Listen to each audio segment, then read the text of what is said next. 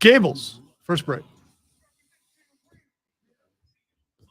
Now Chad Gable.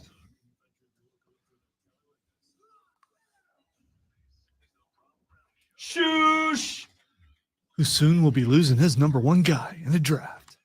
Don't you take Otis from poor Chad.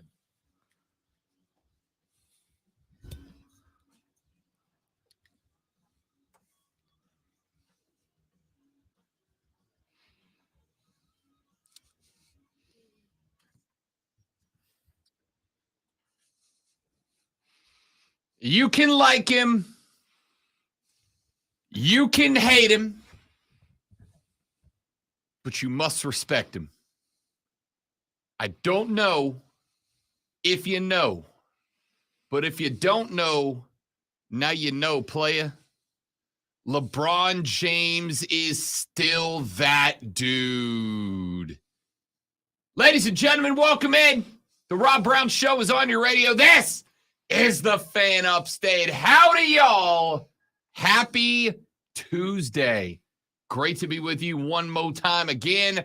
I am Rob Brown. Directly across from me on the other side of the metaphorical glass, this AM, my co-host, my executive producer, the Alpha and the Omega of the Fan Upstate, Colonel Grudge, hashtag Dad Kicks, the conductor of the symphony of sound that is the Rob Brown Show, the Sultan of Swag, the Professor of Perfection, the Wizard of Wave, the Great One is here. What up, Lonzo?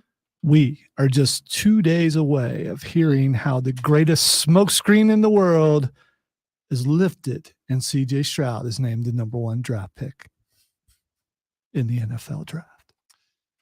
You know, I don't ask for much, but I would love to just have a little ring cam pointed at Lonzo when the Panthers turn in their pick on Thursday night. Hey, we've got this thing. I've got a laptop. You've got a laptop. We've got things. So we can just as easily jump on StreamYard on all of our platforms, like a couple minutes before the pick. And after the pick is made, whoever it is, just sign off. We could, but you're not going to be in a state to do that because you said you're day drinking. So, since we're going to be live at that, while accurate, is not why. Okay. Right. In a statement that will draw ire from the Great One and judgment from the Rob Brown Armada, I will be at a Kenny Chesney concert Thursday evening. You may hate if you want to hate, Lonzo, but there are only so many opportunities to see the artist responsible for one of the greatest pieces of music ever composed, a song that is the soundtrack of so many of our lives. She thinks my tractor's sexy. It really turns her on. The heck do you know about a tractor, dude? She's always staring at me while I'm chugging along. I, like much of the audience, have heard this story before about how you're missing out on an opportunity to do this or that, to go to a concert that's supposedly a once-in-a-lifetime thing. And, the Eagles, I get. You didn't miss anything for that. Today, you didn't miss anything for that, I don't think. But that I get. And some of the other concerts I get. But you're going to miss out on the NFL draft to go see a washed-up country artist? She likes the way I'm pulling when I'm tilling up the land. She's even kind of crazy about my farmer's tan. Come on. That is poetic. To me, he probably sounds about as good as you did right there. She's the only one who really understands what gets me. She thinks my tractor's sexy. I'm about to break your mic. You're really going to miss out on the NFL draft to go see a country artist. Sure am. Which hat are you wearing? So I got two to pick. Actually, I have three to pick from Now, for most country concerts, I pull out the expensive I pull out the real cowboy, like the real cowboy hat, like the real one. You mean it used The by one- real cowboys? The one that makes me talk like this. Oh, okay. But it's Kenny Chesney, right? Like this is drinking on a beach country. This is Coronas in the sand country. So I think I might have to go. You're back rocking to the Shawn Michaels hat with a Hawaiian shirt. I'm not saying yes, but Okay. I'm not saying no All right. either. All right. I haven't decided is the Is answer. that also a Brett Michaels hat? Is No, Bret it's not Michaels quite. also- It's not quite that gas station-y. Okay. All right. I mean, it's a real cowboy hat. It's just it's more it's weather protected. Let's go with that. Well, there's a chance of rain, I suppose. You gotta protect yourself. She thinks my tractor's sexy. How many other people in the audience are going to see a country concert instead of watching the NFL draft? I promise you, there's at least 5 people listening right now going to that concert Thursday night. Well, you're going because you know for sure that who the number one pick is. So Yeah, so I there's ain't missing no nothing. yeah, you're not. As long as I'm home by pick 29, we'll be just fine. I can't wait for lunch Friday. When you're buying me my favorite pizza. Yeah, let's go with that. Let's go with that. Pepperoni, sausage, and mushroom, please, and thank you. But we will be talking draft live Thursday, won't we? Yes, we will, ladies and gentlemen. Why, might you ask? Hashtag segue. It's because we'll be taking this tour on the road for the first time in 2023.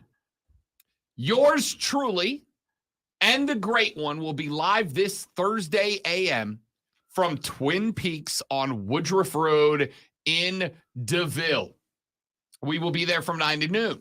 The doors open at 11. So you, of course, are welcome to show up and tailgate the parking lot from 9 till 11. Then at 11, come on in, get yourself some from scratch food, get yourself some 29-degree draft beer, including the Rise Guys P1 Lager, which is, by the way, pretty good.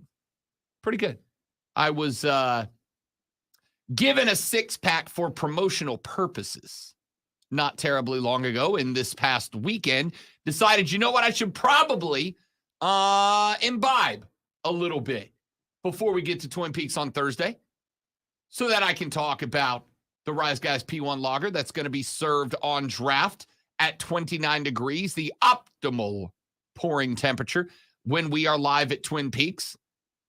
Come on in at 11, get yourself some from scratch food, get yourself some 29-degree beers, hang out with Rob Brown, with the great one Lonzo, with the Twin Peaks gals, and let's talk NFL draft. We'll be on the air from 9 to noon. Then from noon to question mark, Lonzo will be there. From noon to 3-ish, I will be there.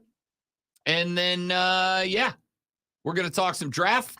Mark Ryan and Diesel will take you off sides from 3 until 7, right up to the point in time where the Carolina Panthers select Bryce Young with the number 1 overall pick in the National Football League draft. I want to point out that you should come to Twin Peaks Thursday because it's very rare that I'm allowed to go anywhere. And this might be my one time the entire year to be out in the public representing the station and the show. And so don't miss your opportunity. It's almost like, if you had a chance to go to a country concert instead of the NFL draft, it's the same sort of thing. So, I mean, come and see us live together because it's a rare thing. It really is. Living and fast forward. Hillbilly rock star out of control. Cause You would think with as long as he's lived in South forward. Carolina, he'd get a little Now I more need twang. to rewind real slow. There we go. There we go. I can do it if I need to. Well, how would you? Why in the world would you sing a country song and not put twang in it? Wait. Yeah, you didn't know about that? Wait. You didn't know about that. Damn second. You didn't know about that. Yeah, it's been out there since last week.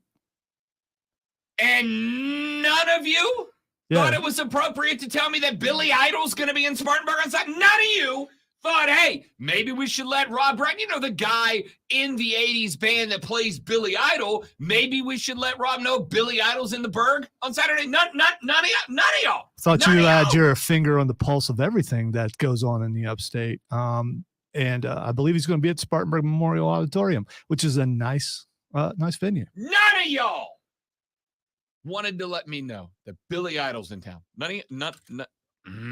See, Billy Idol gets it. Me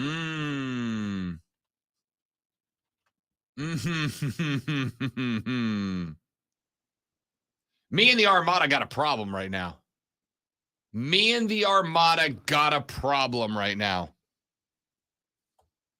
With a rebel, yeah. Come on. It's like Saturday night, Rob would be dancing with himself. And not Billy Idol. None of y'all thought maybe we should let Rob know? Like none of y'all? Are you sending an email now trying to see if there's anything available? You damn right I am. Media perks, ladies Are you and gentlemen. kidding me? Are you kidding me? Brian said, saw Shenanigans. That's the name of my band. Saturday night, was hoping for a surprise appearance. Memorial Day weekend. I'll be down there, Brian. I'll be down there Memorial Day weekend playing some gigs at Juana's on Navarre Beach. Come on by.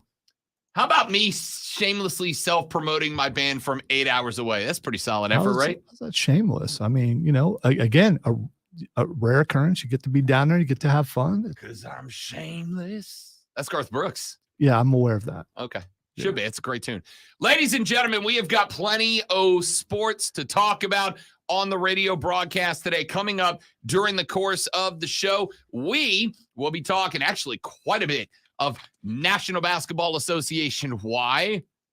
Because LeBron James had a 2020 night last night. Y'all, he is 38 years old. He ain't the man. 2020 He ain't the man clutch. on his team, though. He ain't the man. Austin Reeves is the man on his team.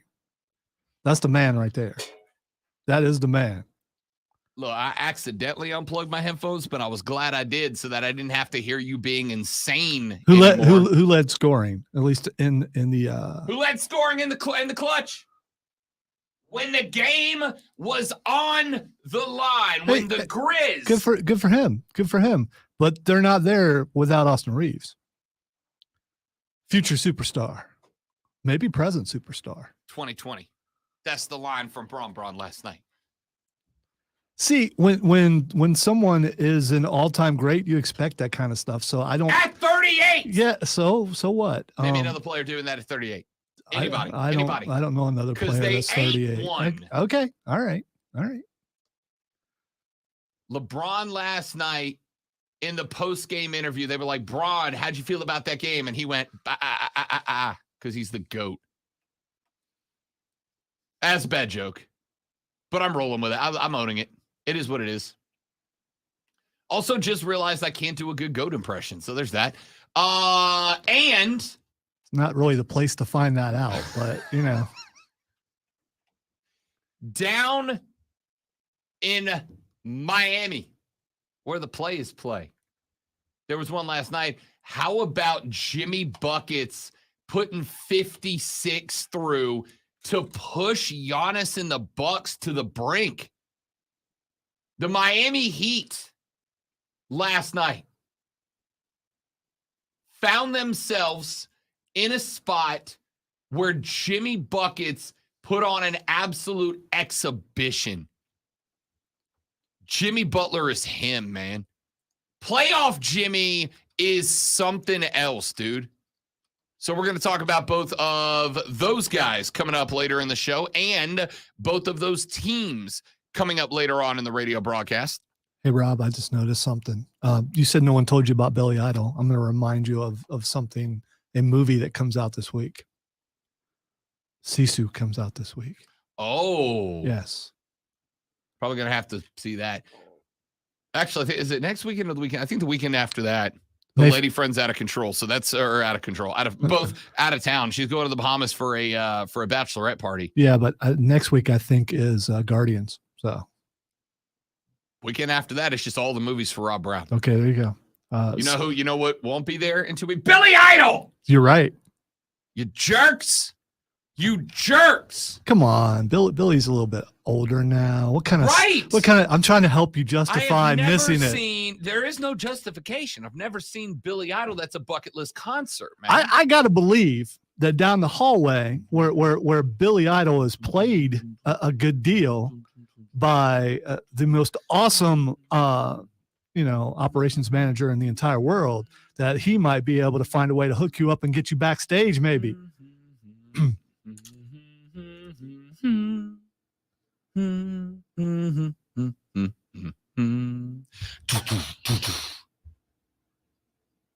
I'm so mad. I'm so mad at you guys right now. All right. So we got all of those things coming up on the show. What else do we have? Oh, I know what we're going to do next segment. Next segment, we are going to hear from a guy who knows a little something about quarterbacking in the National Football League. Joe Montana? Joe Montana was a quarterback, you idiot. We're going to hear from Drew Brees. Drew Brees picked apart a scouting report to break down a quarterback that he thinks could be defined as successful in the National Football League. We're going to play Drew Brees' response to that scouting survey, and we'll see how y'all feel about it. That's coming up next on the show. We'll get some NASCAR later on. The boys raced at Talladega this weekend. And once again, nobody talked about it, despite how incredible of a race it was. We'll get to that. It's a busy day. 844-326-3663 on the GillstrapFamilyDealerships.com phone line, 71307, the text line. We are back after this on the Rob Brown Show and the Fan Upstate. Gables. All right, guys, got a live read. Stay right there. We'll be right back. Don't go anywhere.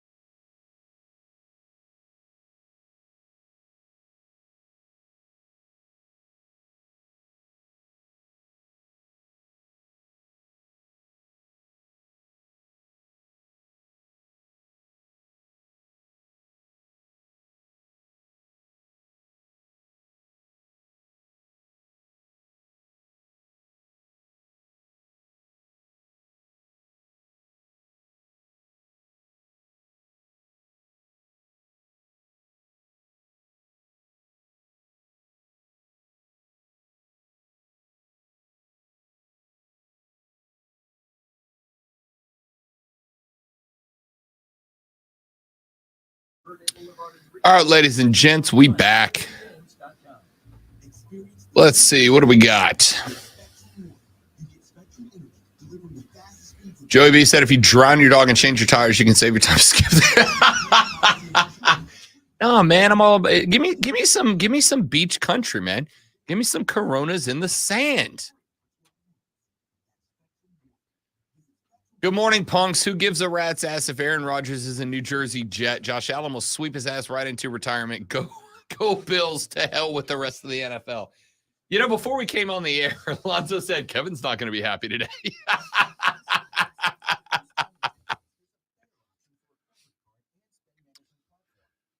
I think I'd rather try to run across 385 than attend a country concert. You're missing out, James. See, I'll do you one better. I'd rather try to walk across 385. Missing out, man. Missing out.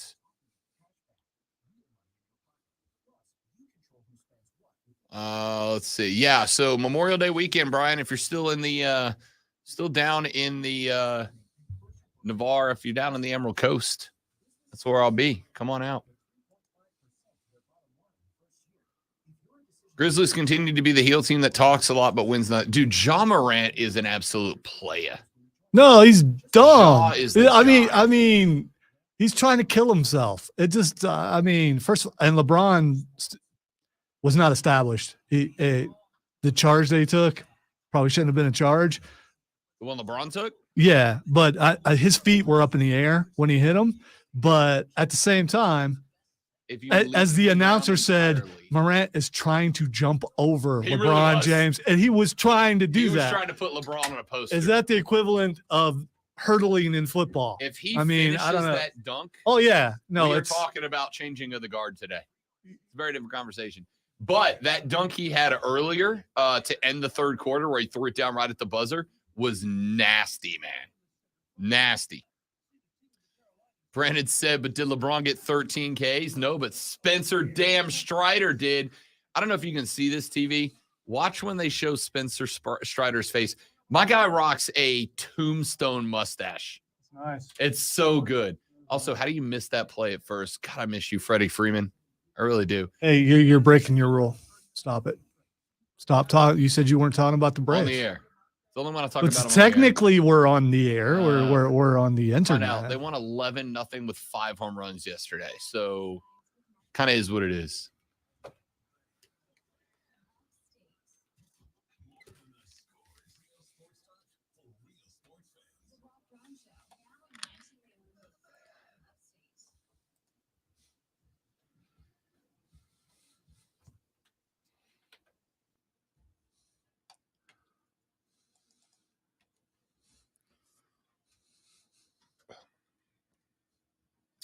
The Rob Brown Show is on your radio. It is the Fan Upstate. Do short people have a group? Do they have a group? You know, a group where they all gather together in a place and all speak highly of each other. I'm just curious if that's a thing. Well, and so we're not prejudiced against short people. No, or anybody else. I mean, there are a lot of short people around. They should not be playing quarterback, but they're around for sure. I was about to say, I think I hear Stone Man coming down the hall, but I wouldn't. Oh no, he is the best at what he does. He is, but he doesn't have to take a hit from someone who is. Should have been careful how I said that. He does not have. He's not about to get destroyed by a 6'4", 285-pound guy coming at with 4.3 speed at him. Speaking of short people, Drew Brees. Joseph nailed it. It's the lollipop guild. I should have thought of that. Wow. We're about to hear from the president. You may make all the runs that you wish.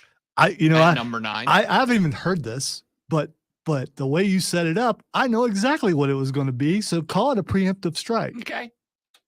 All right.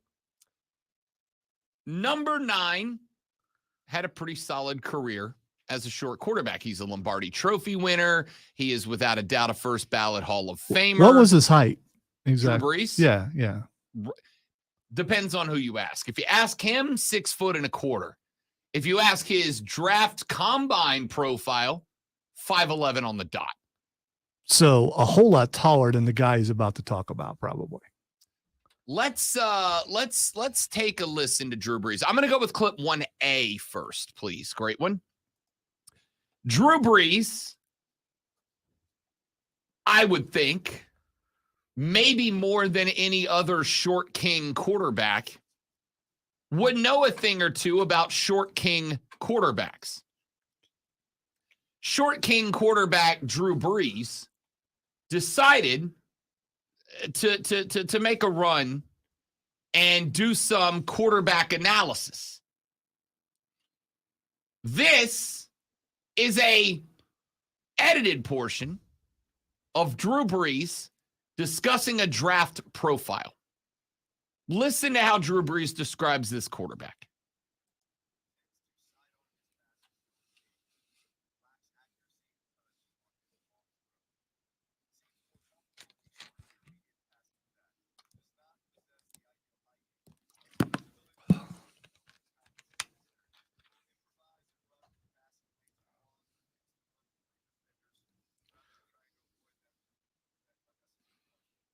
So he's talking about himself. He's reading the profile about himself, right?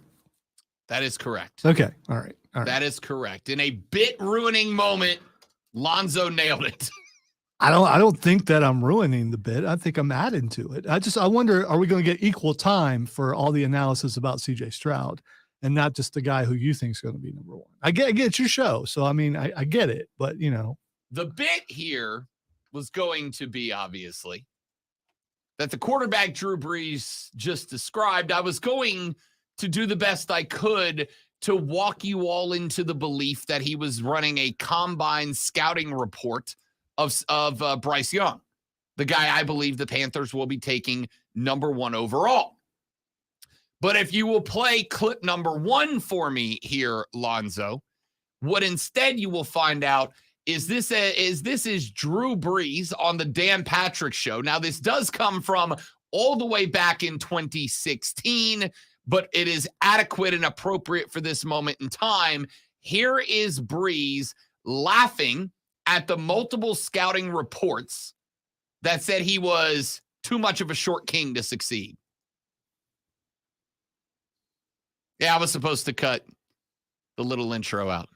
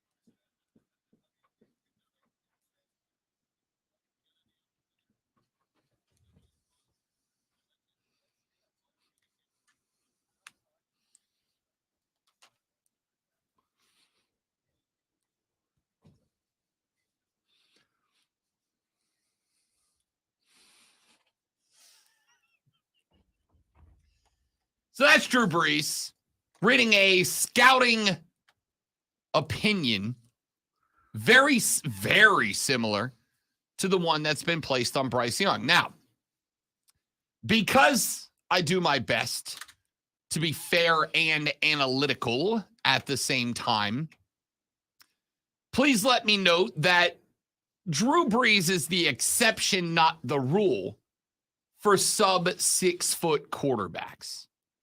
I acknowledge that if you asked me to put together a list of successful quarterbacks 6 foot and under, the list is relatively short, at least in the modern era. Fran Tarkenton was 6 foot. Drew Brees is 6 foot. Russell Wilson is 5'11".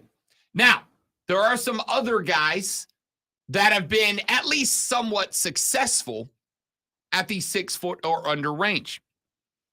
Sonny Jurgensen was 5'11", but you got to go all the way back to the old Eagle days to get there. By the way, when Sonny Jurgensen was 5'11", so was everybody else. Right. I mean, you know.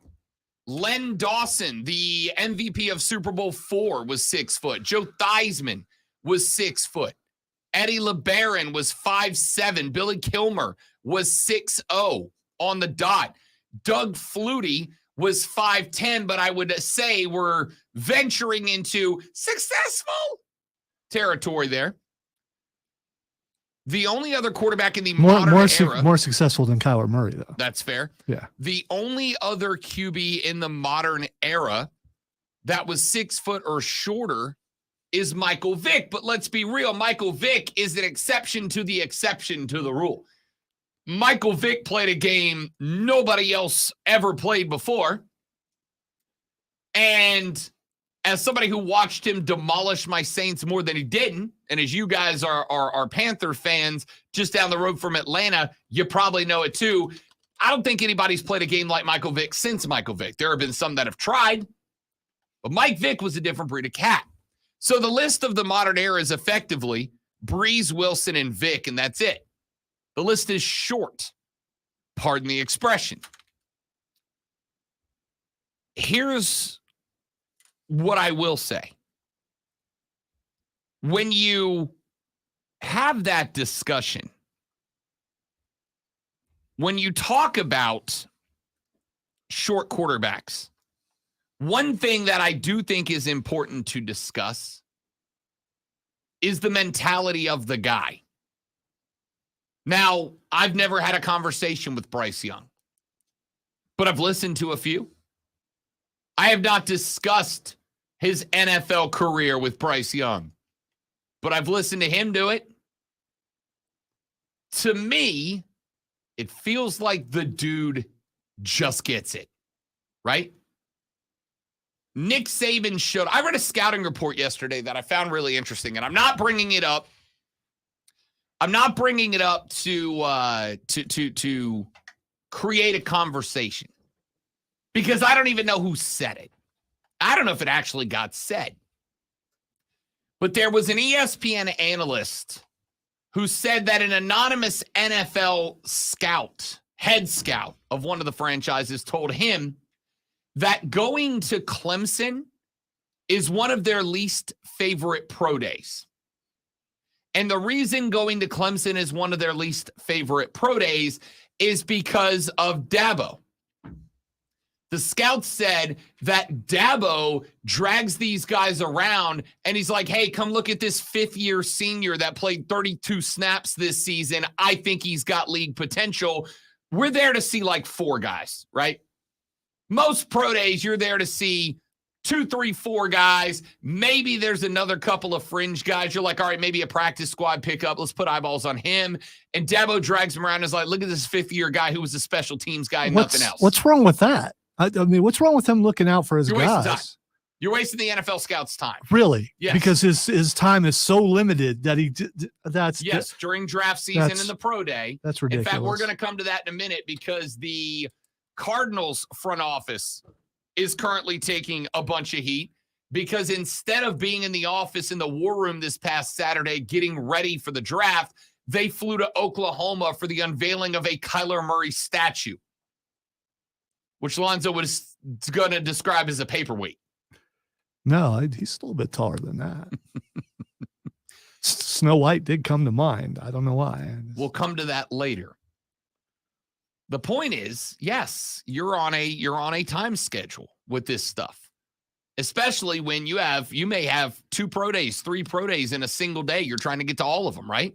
If you're in Alabama, you might be trying to hit Auburn's, Alabama's, and Jacksonville State's pro days all in the same day. It's so arrogant. You know, he's wasting my time. I'm here to see the stars. How dare he try to push one of his kids as if they could make the – I will tell people whether they can make the NFL or not. Don't waste my time. I'm here to see the people who I've already decided are good enough to be in the NFL. This is why I was hesitant to say anything, because I knew it was going to become the conversation instead of be the part of it I wanted it to be. Do I need to write on the board more? We can come back to this later on in the show. That being said, the point of the conversation is that all of the things attributed to Drew Brees were attributed to Bryce Young. Less accurate down the field, tends to sidearm throws on long throws. Takes off running, is probably too physical on the run, doesn't need to be. Too short, et cetera, et cetera. But there is also one thing that was attributed to Drew Brees that I would attribute to Bryce Young as well. The guy just sees the field better than anybody else. You know, one thing I was never concerned about with Drew Brees that I am with Bryce Young is durability. Drew Brees seemed to be a pretty tough guy. I'm not so sure about Bryce Young. I can get past the short thing. I know I joke about it and everything, but I think Kyler Murray stands out in a lot of people's minds about how often he's hurt at his size. Bryce Young can be the smartest guy in the world, but you got a guy coming from your left and a guy coming from your right, and it happens so fast you don't have time to get out of the way.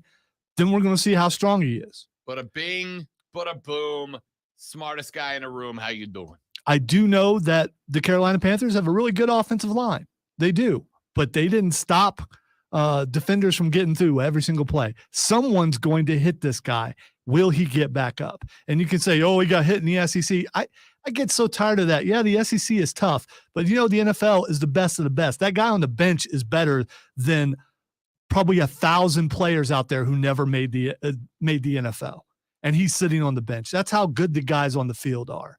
And yeah, he took on the SEC, but he hasn't played in the NFL yet. Drip just came into the stream and said if the Panthers draft Bryce Young, it will be the biggest mistake in franchise history. Yeah, that's a big statement, Drip. I don't know if you go back to the beginning, there were some bad picks in the beginning. Big call, Drip. I don't know if I can jump on board with that one quite yet, Drip. I don't think I can. Listen, and go ahead, Drip. Mark it down in the comment. Who's your guy then? Is it CJ? Is it Anthony? Is it Levis? Who's the guy? But here's what I do know. There's a couple more stories that came out about this. Albert Breer wrote for Yahoo Sports, Sports Illustrated, whoever he's writing for nowadays, said that Bryce Young reportedly has always been the guy. Here's what he wrote. He said, quote, "It sure feels like there's nothing really left other than for Roger Goodell to get to the stage and spit Young's name out a little after 8 p.m. Eastern on Thursday. The Panthers weren't sure who they'd take when they traded for the first pick a little over 6 weeks ago, but my sense is their baseline as far as who they were comfortable spending all that capital on at the time was Bryce Young. And Young never relinquished his lead over the pack.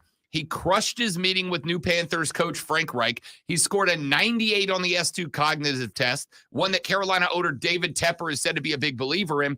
The Tepper spent time with Young's parents at Alabama's Pro Day. There is, of course, concern over Young's size from a durability standpoint, but he's checked about every other box since," end quote. So, again, I am not going to say Bryce is the right pick, because I'll be real with you, I'm not convinced Bryce is the right pick. But what I'm not going to say is he's the wrong pick. The draft is a crapshoot. It is a gamble, just like everything else. Bryce Young could very well follow in the footsteps of a Drew Brees. He could be a guy that steps right over the scouting profile, shows up, is such a damn brainiac on the field that he thinks his way into a Lombardi.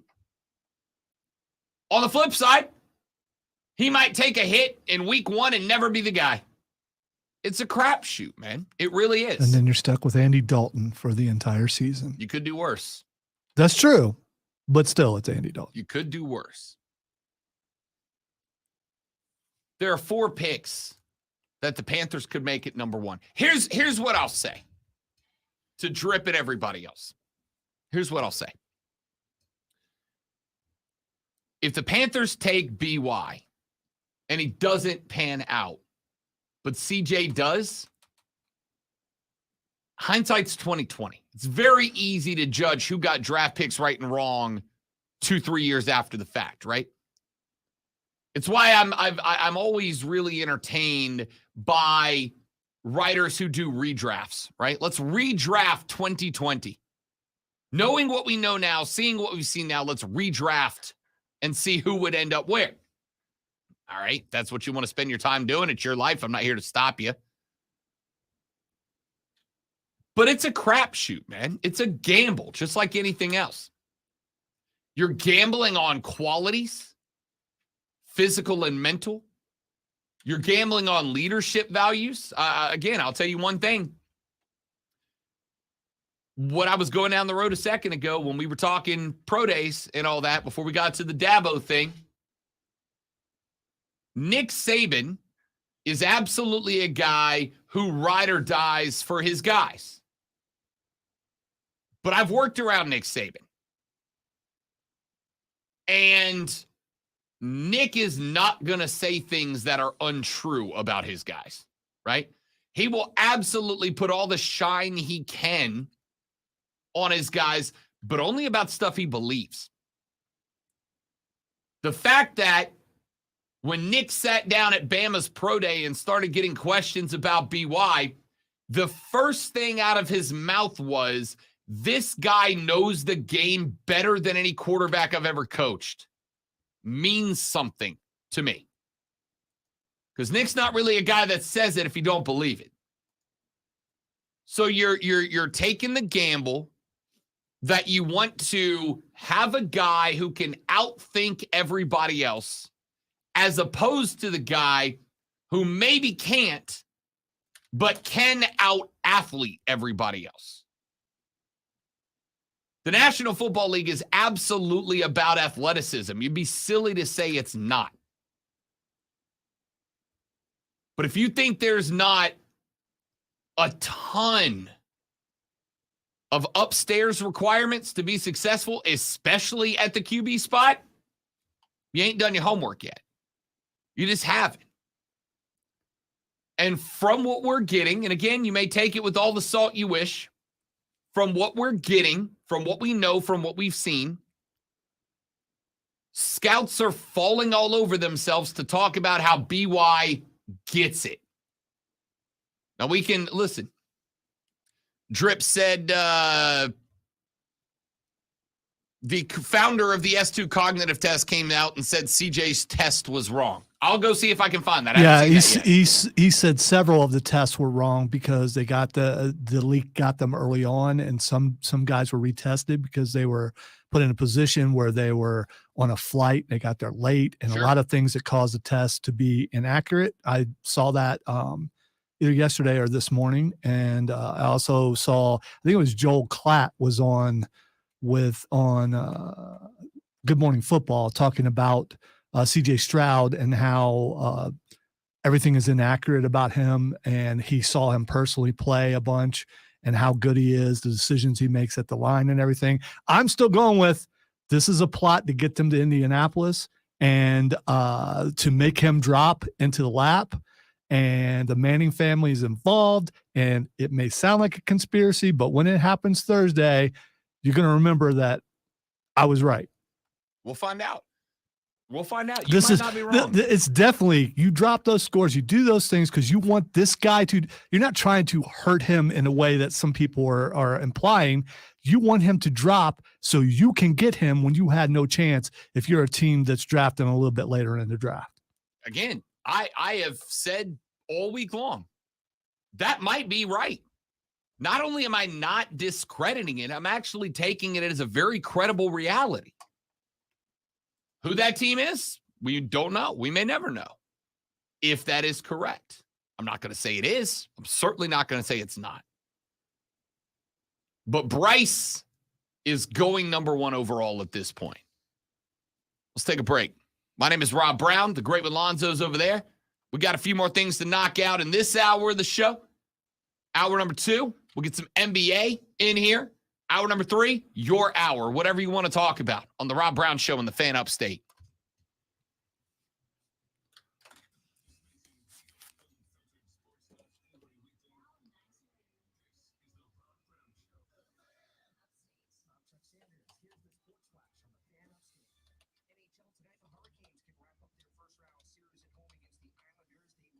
Bing, bing, bing, bing. Grab back, ladies and gentlemen.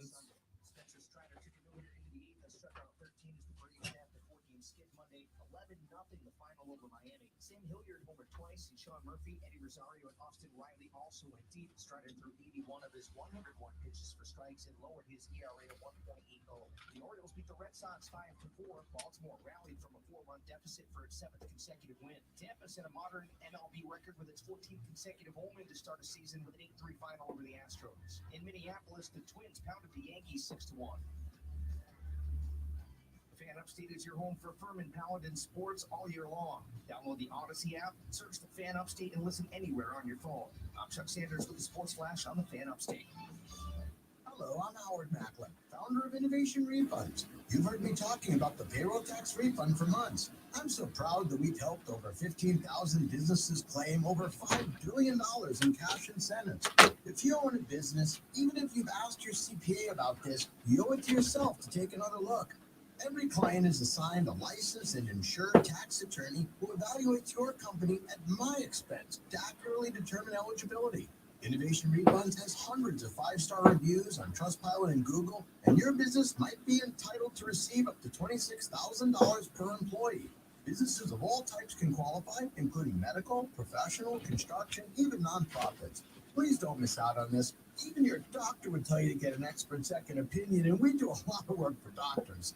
Download the Innovation Refunds app now or go to getrefunds.com to potentially get a payroll tax refund of $26,000 per employee. Getrefunds.com. Getrefunds.com. If you are dealing with joint pain and you're being told that surgery is your best option, listen, stop what you're doing and call QC Kinetics. Hey, it's Rob Brown. The folks at QC Kinetics use the latest, most advanced regenerative treatment to bring lasting pain relief the natural way. Regenerative medicine harnesses your body's healing agents to restore and repair damaged tissue in your knees, hips, shoulder, back. The precision treatments are done in their office. No drugs, no downtime. QC Kinetics has hundreds of clinics all over America and thousands of satisfied patients. So if your joints are aching from arthritis, You guys think it's kind of funny that we're not talking about Aaron Rodgers? Saying.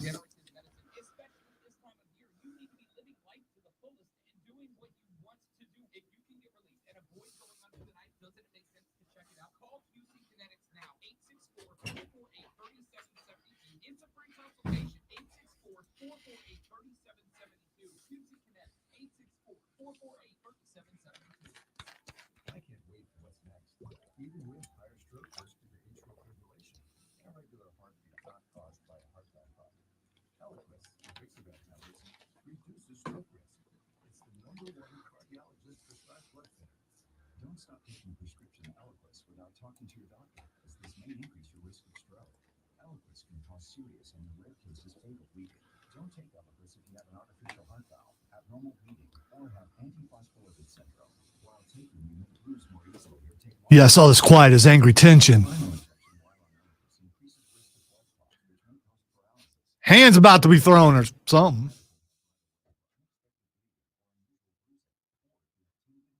Talk about slap fight. Obviously.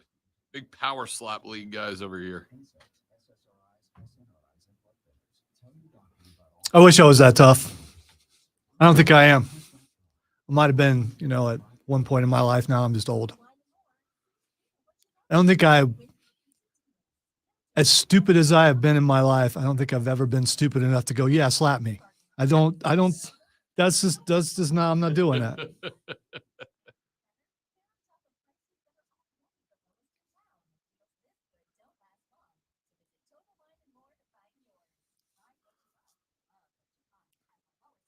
That's a good point. I'm sure Alabama absolutely has a good nutritional program.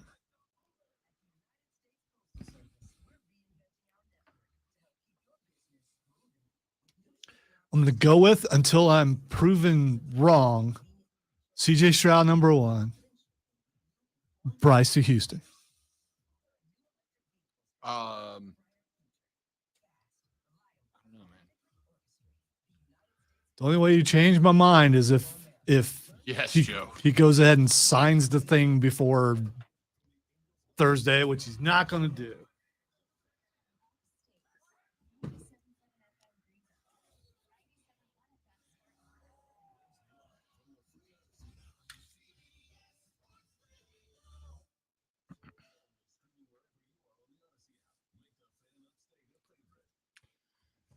Wrapping up the first hour of the Rob Brown Show here on the Fan Upstate. Got a couple of stories we're coming up to in the next hour of the show. Out of the gate, obviously, we got to get to this Aaron Rodgers trade. Why? Because it's impactful for a team that was the betting favorite for the AFC this year, the Buffalo Bills. They share a division with Aaron Rodgers. Now, Aaron Rodgers gets sent to New York in return for a first-round pick swap, a sixth-round pick swap, a 2023 second-rounder, and a 24 second-rounder that becomes a first-rounder if Aaron Rodgers plays 65% of the snaps this year. This is a historical day for the Buffalo Bills. This was the day that Josh Allen became just Josh. He's just Josh. So you have removed 2.5 Yeah. Josh Allens just because of A-Rod. Yeah, he's just Josh. We'll talk about that coming up in the next hour. There is a theory floating around right now about baseball. Baseball has a problem right now. Not in terms of the game and its enjoyment, but the fact that there are about 60 players on the 60 more players on the injured reserve right now than there were at the same point last season. Injury rates have skyrocketed in baseball. Now, a lot of people have blamed the pitch clock. I don't. But there's another theory that's being floated around that is going to test my love of science in sports. So we'll come to that later on in the show. And I've got not one, but 2 more reasons that I would like to tell Rob Manfred as eloquently and respectfully as I can to shut up. I'll give you that coming up in the next hour. We got some NBA to get to, and yet one more piece of evidence that proves that the Carolinas are soccer country. All that and more coming up on the Rob Brown Show. Hour number 2 starts in mere moments. It is the Fan Upstate. They have stable relationships. Bubba, you have brought some good dad jokes. That might be my favorite. NGL.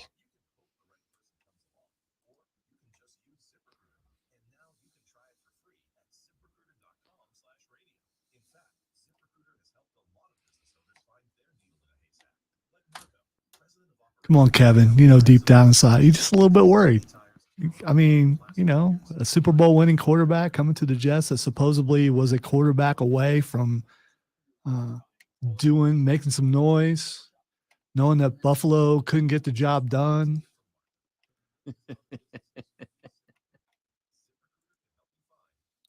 And you don't have to come into this thing and take a crown that never existed.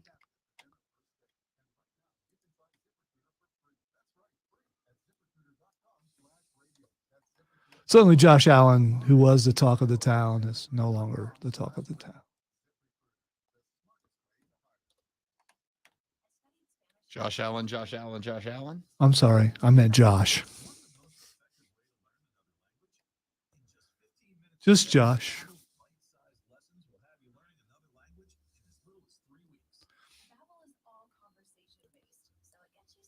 You know, Kevin, I don't know if you knew this or not. Kansas City won the Super Bowl. Just saying. Did they? Yeah, I'm just I saying. had not heard. And your blatant disrespect, Kevin, is going to cause that to happen again.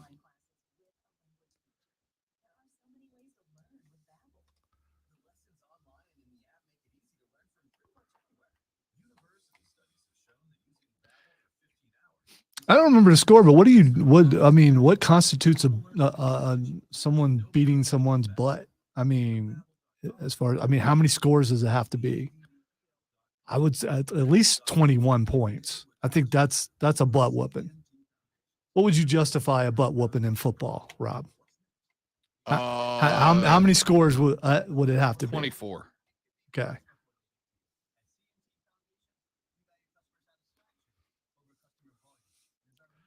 I'd be worried about making the playoffs now. Aaron Rodgers, that's 2 losses right there for you, Buffalo. Ooh. That's 2 losses already. Ooh.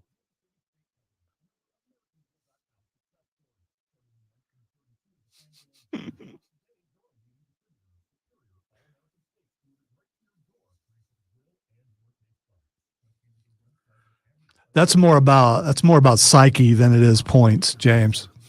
A 1-point victory over a Clemson team, you did beat them down because their ego took such a hit that it made them be quiet. And that is an amazing feat.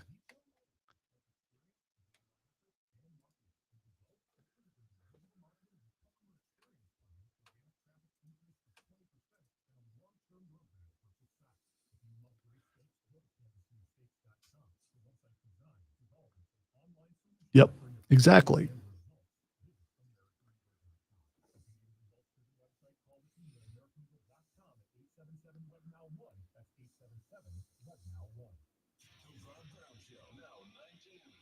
Beamer, head coach of the South Carolina Gamecock football program, joining us here. Let's talk about your new offensive coordinator, Dow Loggins. What stood out about Dow Loggins that made him your guy? Before he had other SEC schools that were interested in him, that were talking to him at the same time while I was. Unfortunately, he chose to come to South Carolina. It was important for me to get somebody in here that had a history of working with quarterbacks. Certainly, Spencer Rattler had a decision to make, and the hire of Dow wasn't just about this season; it's about long term. But I'm also not naive about wanting Spencer Rattler to come back as our quarterback. What has 4 letters sometimes has 9? Yes, they do. That is correct.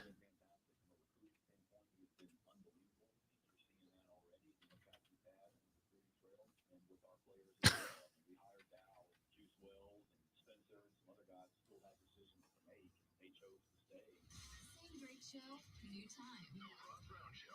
Now 9 to noon, only on the Fan Upstate.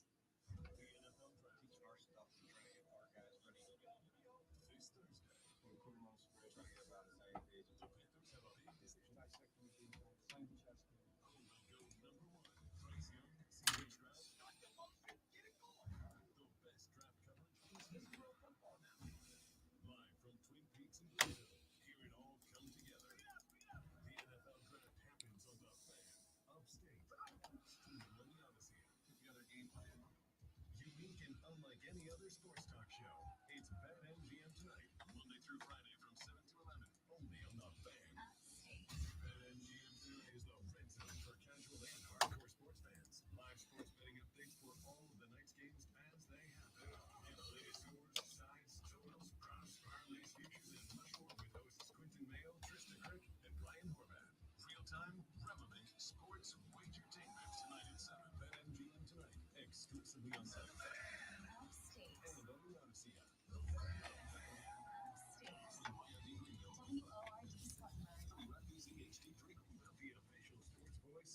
Bump, bump.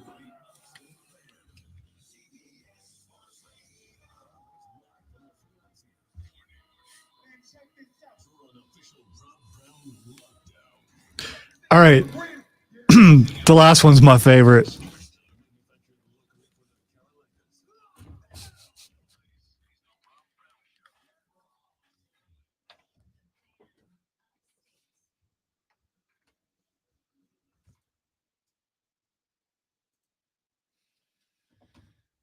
Jordan Newman and host of the Rob Brown Show goes now. This is the Fan Upstate. Welcome back, ladies and gentlemen, boys and girls, children of all ages. It is great to be with you once again. I am Rob Brown. Directly across from me on the other side of the metaphorical glass, my executive producer, my co-host, my partner in crime, the great one, Lonzo, is here as well. Aaron Rodgers is a Jet. It's not as fun. It's JTS. You forget that. Right, but he forget that. is a Jet. He is not a Jets. So I walked myself into a corner there. You could have got away with it. Should have I said think. Aaron Rodgers is now a member of the JETS There you Jets, but it's too late for that now.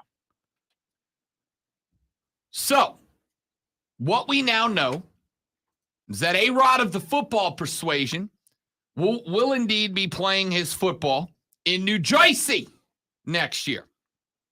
Such a horrible place. It really is. I mean, he's bringing personality to Jersey, though, something that they're not used to. You're saying Jersey ain't got personality, huh? Yeah, well, The Jets receive Aaron Rodgers. They received the number 15 pick overall in this year's draft. And they received the number 170 overall pick in this year's draft. That is effectively Rodgers, and they drop back in a couple of picks. The Packers get the 2023 number 13 overall pick. So they actually move up 2 spots after swapping with the Jets. They get outright a second-round pick this year. That is pick number 42 overall.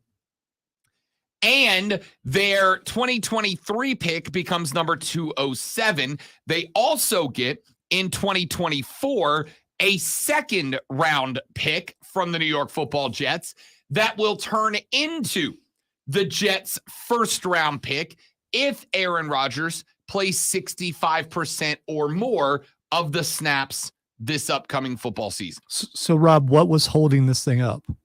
Can you look at everything, all the compensation? I mean, what was holding this trade up? My suspicion, considering you have 2 trade swaps, you have the Jets going from 13 back to 15, and the inverse true for the Pack. To level that out, they have also swapped later round picks. The Jets go from 207 up to 170, and the Pack fall back to 207. But I suspect this was all about conditions, right? I suspect this was all about getting the conditions right. What percentage of snaps must Aaron Rodgers play for that second rounder to jump up to a first rounder? What picks are going to be swapped and where? If we give you 2 spots in the first round to go from 13 to 15 and vice versa, we want a little consideration elsewhere based on the points grades of picks. Then we got to figure out where that's going to go. That's the 170-207 swap for later round draft picks. Because this is a relatively convoluted trade package, my suspicion overall is that it just took a while to hammer out the details. And nobody was particularly in a hurry, right? It just needs to be done by draft day. We assumed that, what was it, a month ago, 2 months ago, that Aaron Rodgers, when he went on Pat McAfee's podcast and said, my intention is to play for the Jets this year, we knew it was happening at that point. But knowing a thing is happening and putting together the machinery to make it happen are 2 different things. So I think it was pretty much just a hold up on hammering out the deets where both teams felt good. And frankly, I think both teams should feel good about this, honestly. Both teams should feel good about this. Rodgers was done with the Packers. We know that. He didn't really hold back on that. So the Packers wanted to get as much as they could.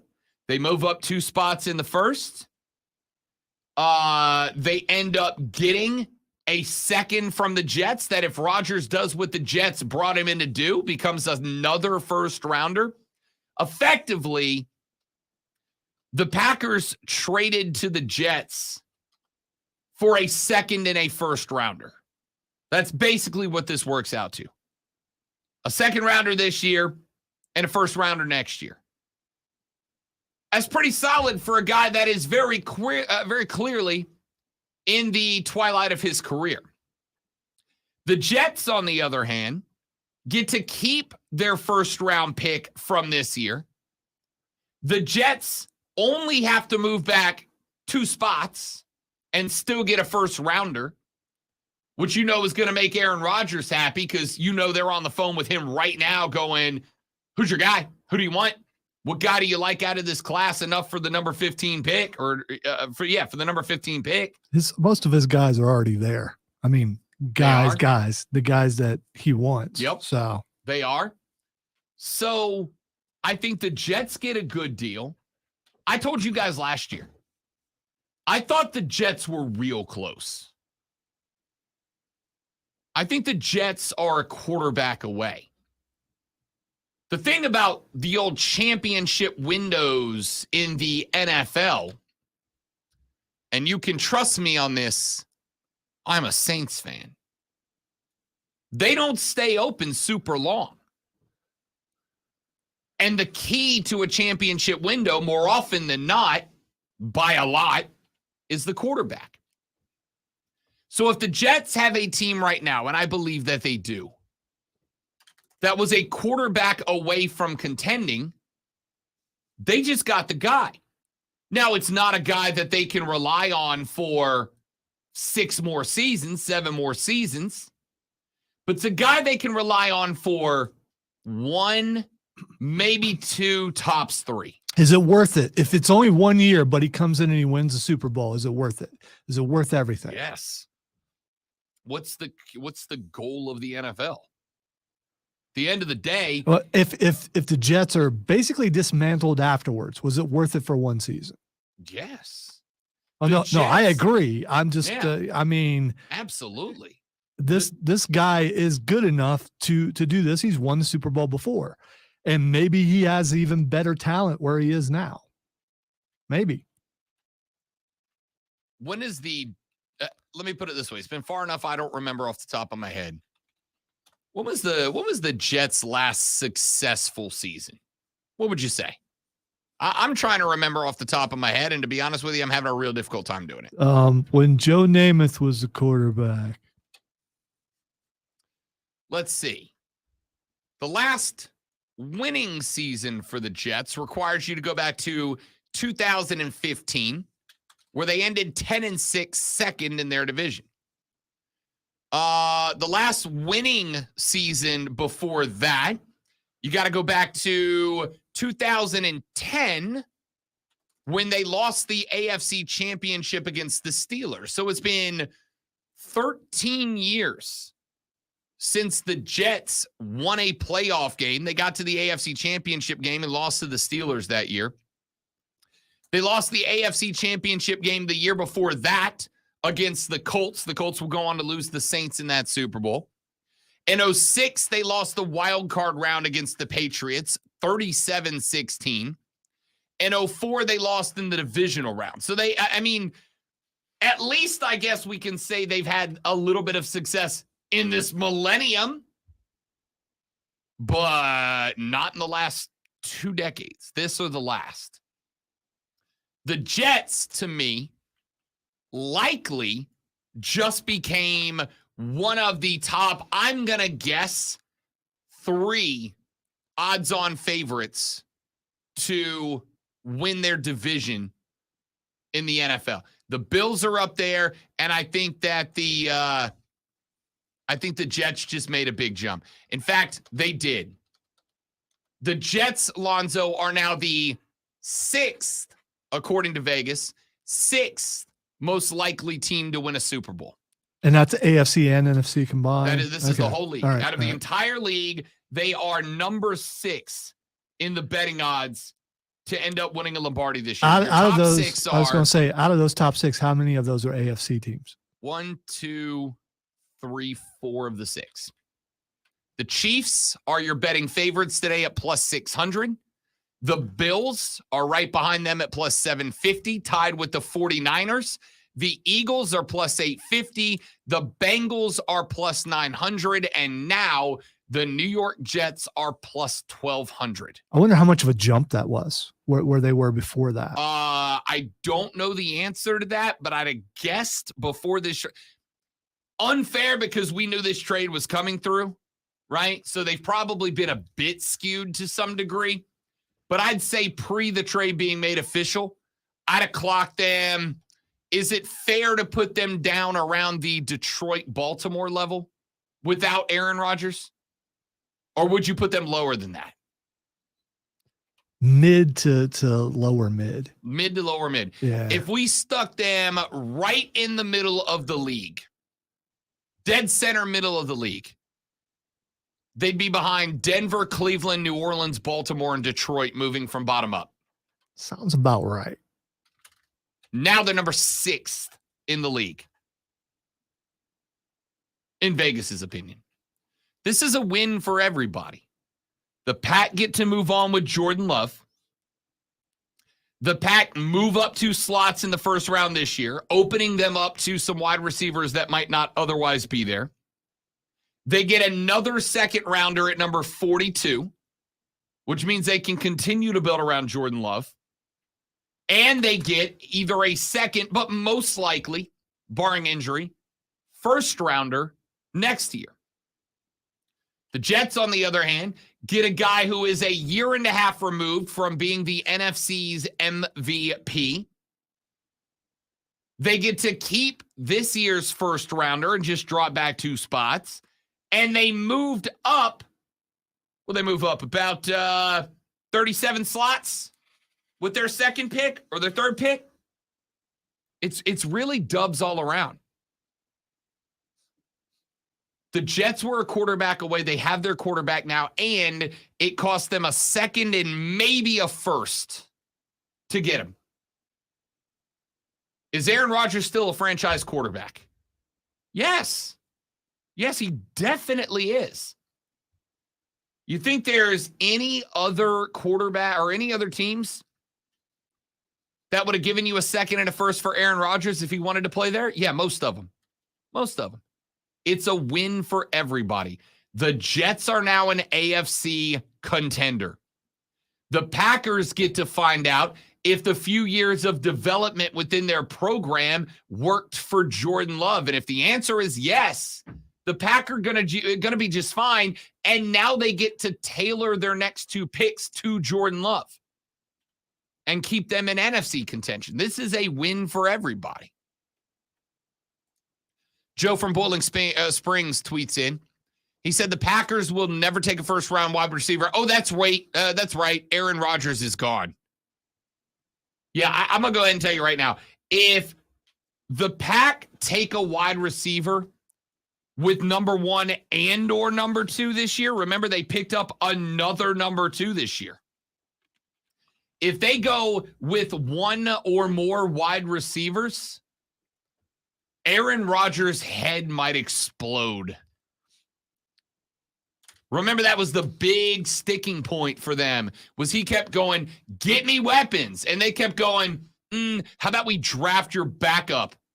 I'm just, would that be a strong troll, or would that just be them finally drafting for need? I mean, I don't know. Drip said, wow, they said the Panthers got fleeced. The Packers took the Jets back of the woodshed. I disagree with you, Drip. I don't think they did. The Jets get a guy a year removed from an NFC MVP. The Jets get a guy who is still putting up numbers that most quarterbacks can only dream of. Didn't he, and like, it cost him a second and a first. He won the MVP 2 years in a row, right? I believe so. And then he takes a step back, and he knew all this drama was going on behind the scenes. So, and still was able to play pretty well. Everyone's saying he's taking a step back. He is getting a little bit older, but he's not Tom Brady old. No, he's 39. And again, I'm not saying you're getting 29-year-old Aaron Rodgers. Yes, you're getting an older version of Aaron Rodgers. You're getting a guy you're going to have to spend more money protecting. You're going to have to spend more money across the O-line. How old was Tom Brady when he went to Tampa Bay?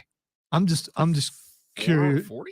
No, I think he might have been. 39? I think he might have been the same age, Yeah. and it was celebrated and it was lauded. Oh, Brady's going to go here and do this, and he did. For the record, so is this one. I don't mean to call out any particular show, and it is based in New York, but we've got Get Up, the ESPN morning talk show. Oh, come on. You know, Grinny's going nuts. So, and he should. Greeny, they just brought the entire behind the scenes production crew, all in their Jets green, out onto the camera. They did the JETS Jets chants. They lit the whole studio up in Jets green. And Marcus Spears started carrying Greeny around on his shoulder like they didn't just get Rodgers, like they just got a Lombardi. This is celebrated. By the way, that's pretty awesome. And it's Greeny's show, so he can kind of do what he wants. I'm not mad about If you it. decided to just come in and make this all about the Saints, you could do that because that's your team. The fact that at least the Saints have won, a Super Bowl since you've been alive. And It's so good. yeah, I'm not sure the Jets have since Greeny's been alive because he's a little bit older than me. I don't think he was aware when the Jets won the Super Bowl. So I don't blame him for celebrating. It is a big deal. It's a big deal in New York. And there's still a lot of people who don't like Aaron Rodgers. I bet all of New York, Love them today. they love him today. Yes. Aaron Rodgers is old, expensive, on the decline. They'd be better off with Lamar Jackson. I mean, Aaron Rodgers is literally one season removed from winning back-to-back NFL MVPs. I keep saying NFC. It's NFL MVP. 2 of them in a row, literally a year and a half ago. I don't know what to say, man. He was a first-team All-Pro 1 season ago. He was a Pro Bowler 1 season ago. He was the NFL's passer rating leader 1 year ago. He was the NFL's passing touchdowns leader 2 seasons ago. NFL completion percentage leader 2 seasons ago. Again, I get it. Nobody's arguing you're getting Aaron Rodgers in the prime. But you're getting a guy less than 2 calendar years removed from back-to-back NFL MVP awards. I'm not bringing him in to be the franchise guy for 30 years. I'm bringing him in to be the franchise guy for 1 season, maybe 2. I'll give him $60 million guaranteed. I'll give him $75 guaranteed for 2 if he'll sign up. But you know what we're getting here? We're getting, I mean, it's similar narratives. Brady couldn't win anymore in New England and complained about not having, and we all know he didn't have the weapons around him that he needed, especially as his skills diminished some, because they did, because it just happens when you get older. You get wiser, you find ways to cover it, but his skills were starting to diminish. Tampa Bay designed the team around what he wanted. The Jets seem to be doing the same exact thing, and it's going to be interesting to see if Aaron Rodgers can do what Brady did. And those comparisons, you can't get away from them. They're going to start, and they're going to be all through the season. Sure. As somebody said earlier, next step for Aaron Rodgers is sending a picture of little Aaron to a reporter who does it. Yeah, no. You're comparing them to Brett Favre. I'm comparing them to Tom Brady. It's just 2 different things. Yeah, I know. I just wanted to make the joke. I know. The difference obviously was Bruce Arians. I don't know if Robert Saleh has the Bruce Arians touch to him. What I do know is Robert Saleh built a hell of a roster in New York, built a hell of a roster for the Jets that was missing one piece, and now they got it. And as we pointed out a handful of times, if they get 1 Super Bowl out of this, it's worth it. It's worth it. And let's be clear, it's not like they tanked the franchise for Aaron Rodgers. What have they given up? Either 2 seconds or a second and a first for a Hall of Famer. It's a pretty good deal. All right, let's get away from Aaron Rodgers. Let's take a break. When we come back, Rob Manfred is doing his darndest to take over the mantle of clown in chief, my least favorite professional sports commissioner. Roger Goodell's position as the red-nosed leader on this show is under threat from Rob Manfred. I'll tell you why when we come back. I'm Rob. He's Lonzo. This is the Rob Brown Show on the Fans Upstate. No, that's on the Fan Upstate. You got it. You got it. You got it. It is the Fans Upstate too. I mean, you know. QC. Got a live read here, guys. Stay right there. We'll be right back.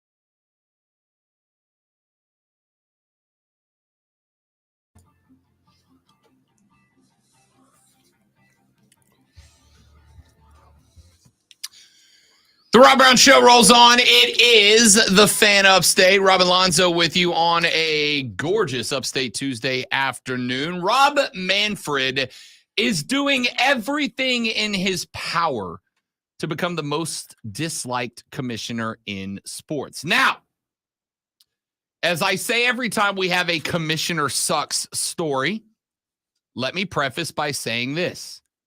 Rob Manfred's job is by and large to do and say what the owners want him to do and say in order to be the fall guy. He is the guy that jumps on the grenade so that the owners can go do a little charity work in their cities, smile, nod, and go, aren't I a great philanthropist for you? That means you should support my team. You know, give me money for providing you entertainment. Structure, and it works. But let me also be clear. That just means I dislike Rob Manfred as much as I like the billionaires that he speaks for. Because taking money to be a jerk and in some cases a liar is just as bad as being a jerk and a liar. I have left a job because I was asked to give money, or I was asked to be given money to lie. I wasn't going to do it. Now, what did Rob Manfred say and do this time? Well, a couple of different things. First off, to catch you up on the story, late last week, we learned in what has been Major League Baseball's worst kept secret that the Oakland Athletics are indeed moving to Las Vegas. The Oakland Athletics last week paid a lot of money to acquire a parcel of land in Las Vegas that had already been dedicated to a retractable roof baseball stadium. When that deal went through, it became glaringly obvious that the Oakland Athletics had gotten what they wanted. We also know that the Oakland Athletics had negated some deals that Oakland had tried to work with them to keep that team in the Bay Area. We also know that Oakland had refused to even do basic upkeep of their stadium to improve fan experience. We know that because not only were there possums running wild, brother, around the press box, Possum Kingdom, but there were plenty of stories out there of urinals overflowing in the bathroom, plumbing leaking out into the concourse. And on top of all of that, the A's have one of the most expensive MLB experiences in all of baseball, despite the fact that you were paying to watch in arguably Major League Baseball's worst stadium overall. So we know the ownership was doing everything they could to try to make the fan experience miserable. Why? So that when it came time and they yanked a historic and successful franchise out of a city that loved it in order to move it elsewhere, they would be able to blame the fans. Hey, if you guys are only going to bring 3,000 fans to a game, you can't really blame us for moving. Yeah, well, turns out I don't want to slog through literal crap to watch a baseball team that has a payroll less than a fistful of major league players have as a single contract in any given year. The A's are $100 million behind the league payroll and annual salary. They don't even try. The last handful of players that have come through, Christian Pache, Sean Murphy, et cetera, that were any good, have all been sent to other teams. Well, I read you the script last week, and here it is, coming to real life. Rob Manfred was speaking to the Associated Press yesterday and was correctly asked his opinion on the move of the Oakland Athletics. Manfred said, quote, I feel sorry for the fans in Oakland. I really do. But for the city of Oakland to point fingers at John Fisher, the owner of the A's, it's not fair. We have shown an unbelievable commitment to the fans in Oakland by exhausting every possible opportunity to try to get something done in Oakland. Unfortunately, the government doesn't seem to have the will to get it done, end quote. There's a South Park episode that I love. The South Park episode in question is an episode where Kyle is trying to listen to music that the rest of his young generation is listening to, except for every time that the singer goes to open his mouth, all Kyle hears is That's what I hear when, the concert that you're going to Thursday night happens. Correct. Wrong, but correct. The joke there is Kyle has gotten to a point where everything sounds like crap to him. In this case, literally, right? That's all I've got from Rob Manfred.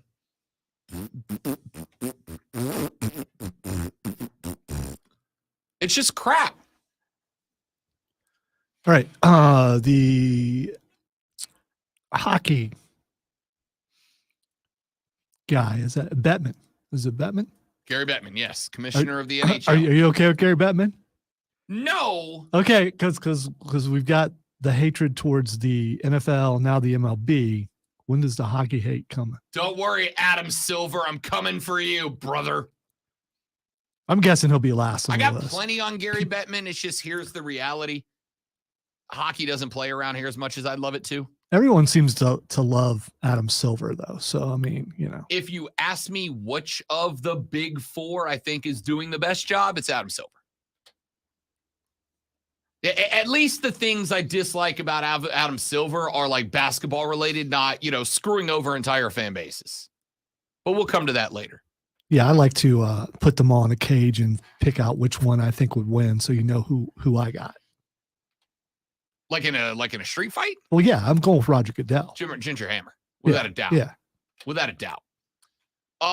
Manfred is neglecting to mention the fact that Oakland was playing ball with the A's. That Oakland was working on putting together a plan that would have built the stadium that Fisher and the A's wanted and literally make it waterfront. It was going to be nice. Can't you give him credit, though, for the pitch clock and a bunch of other stuff? No, because I don't think any of that was Rob Manfred's idea. See, here's the problem you get when you accept a position where your job responsibility is lie on behalf of other people. The problem is we now know none of the things you say or do are your idea. They're all coming from the people who actually make the calls. So all you get credit for is covering their tracks and lying for money.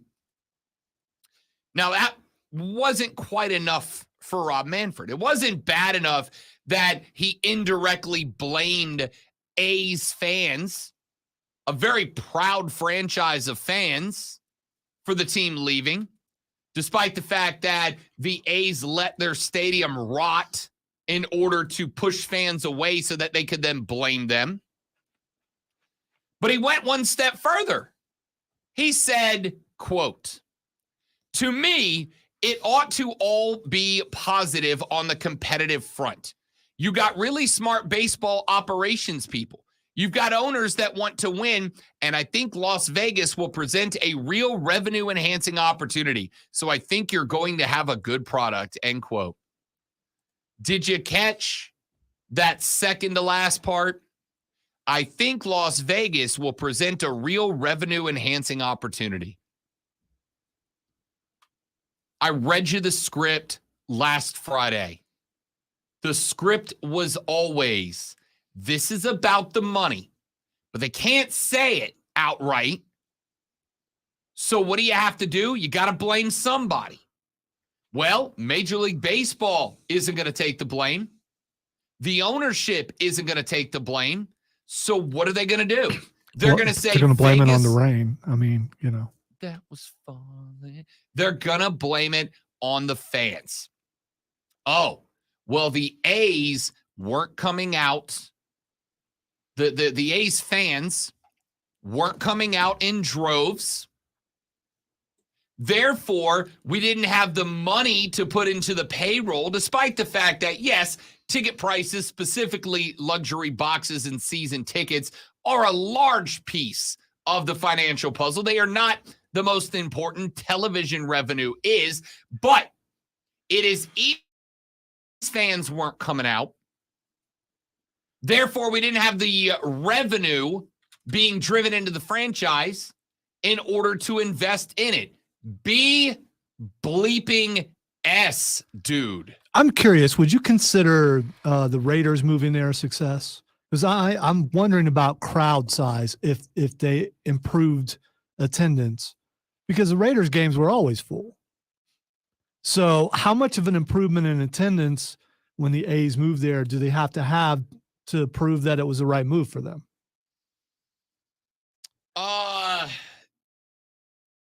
The question about the Raiders is a good one.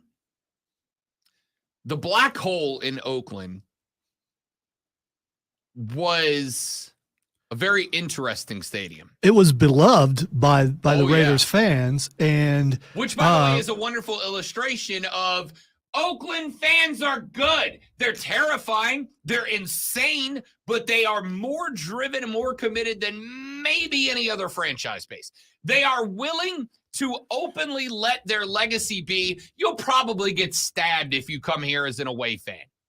But they were sold out every fan. So don't tell me that the A's don't have great fans. It's the same fans, my man. It's the same fans. see, my point is the Raiders had great attendance and they moved anyway. What are the advantages to moving the team to Vegas other than feeling safer, I suppose? I would start with the Raiders got their new arena. The primary reason for a move is that ownership wants a new stadium. The locality that they're involved in either isn't going to give it to them or isn't going to cover enough of the cost to make the billionaire owner happy. Or you're a lowlife like Art Modell, Right. You can go with that. who stole the team away in the middle of the night. I'm not a Cleveland fan, but I am from Ohio, so I can't stand Art Modell. I really and the fact wish that Twitter people would have been around for that. one dude drove like 500 miles just to pee on his grave. I just remember that story. But I don't think you're going to get that kind of loyalty and that kind of people being upset with the A's moving. I don't know, because again, like I've got a dear friend of mine, guy by the name of Ray, who lives in Lexington, Kentucky now. Met him when I was down in Florida. He's a lifelong athletics fan. His dad and his grandpa were both A's fans. I called him last week when it became official the A's were moving to Vegas. And I asked him, I'm like, hey, will you as an A's fan, will you call into the show and give the fan perspective? And Ray was like, I would love to, but no. I said, why not, dude? I'd love to have you on. And he goes, because I can't have this conversation without being laden with F-bombs. It's like, I can't do it. I'm infuriated right now. So let me thank you for not getting him on the air. I thought Thank about you. asking him to record a call for me and then filling the Wilhelm scream in for every F-bomb. But then it would have just been like a 4-minute interview. And I didn't want to have that. Could have put in like the Blue Danube Waltz or something. Dun, dun, dun, dun, dun, dun, dun. Every time. Too classy Yeah. for Oakland. Okay. All right. Too classy for Oakland. Point here is, I told you what Manfred was going to do. I told you what the A's were going to do. They were going to blame the city for them not getting a new stadium. They were going to blame their crap stadium on not being able to get a new stadium. They were going to blame their crap stadium for the fans not coming. And then they were going to blame their bad team for the fans not coming or on the fans not coming. This is so painfully scripted. And again, it almost feels like I'm blowing something out of proportion because, yes, it is their team. And just like any other business, they have the right to move that team as they see fit. But the disenfranchise tens and tens of thousands of A's fans and then blame those A's fans for that disenfranchisement is just gross, dude. And then for Rob Manfred to come out and do this, right? Like I said, it doesn't surprise me. This is what the owners want you to believe. This is what the owners want you to think. So that's what Rob Manfred's going to say. It's what he said. I'm 0% shocked by it. I'm still grossed out by it. And oh, by the way, before you ask, it's not just about money for the A's to go to Vegas and be the Las Vegas A's or whatever they're going to be. Rob Manfred and the rest of Major League Baseball is ready to expand. They want expansion teams. But they've got to have all their teams settled before they can invest in new teams. The A's weren't settled. When they get to Vegas, they will be. So I'm going to go ahead and tell you what the next page of the script is going to be. And this one's a little further off because I don't think the A's can move until, 2027? Let me go ahead and tell you how this is going to play out. The A's are going to move to Vegas. Suddenly, they're going to have all the money in the world to put together a very competitive roster. They're going to be good for a couple of years.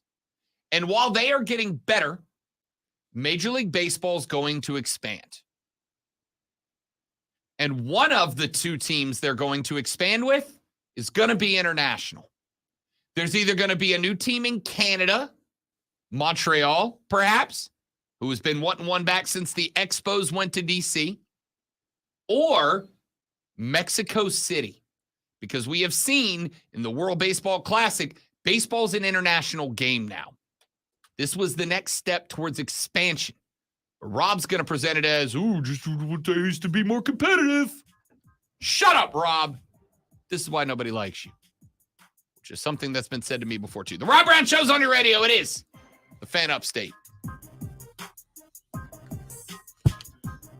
Oh. You leaving? I dropped my pen.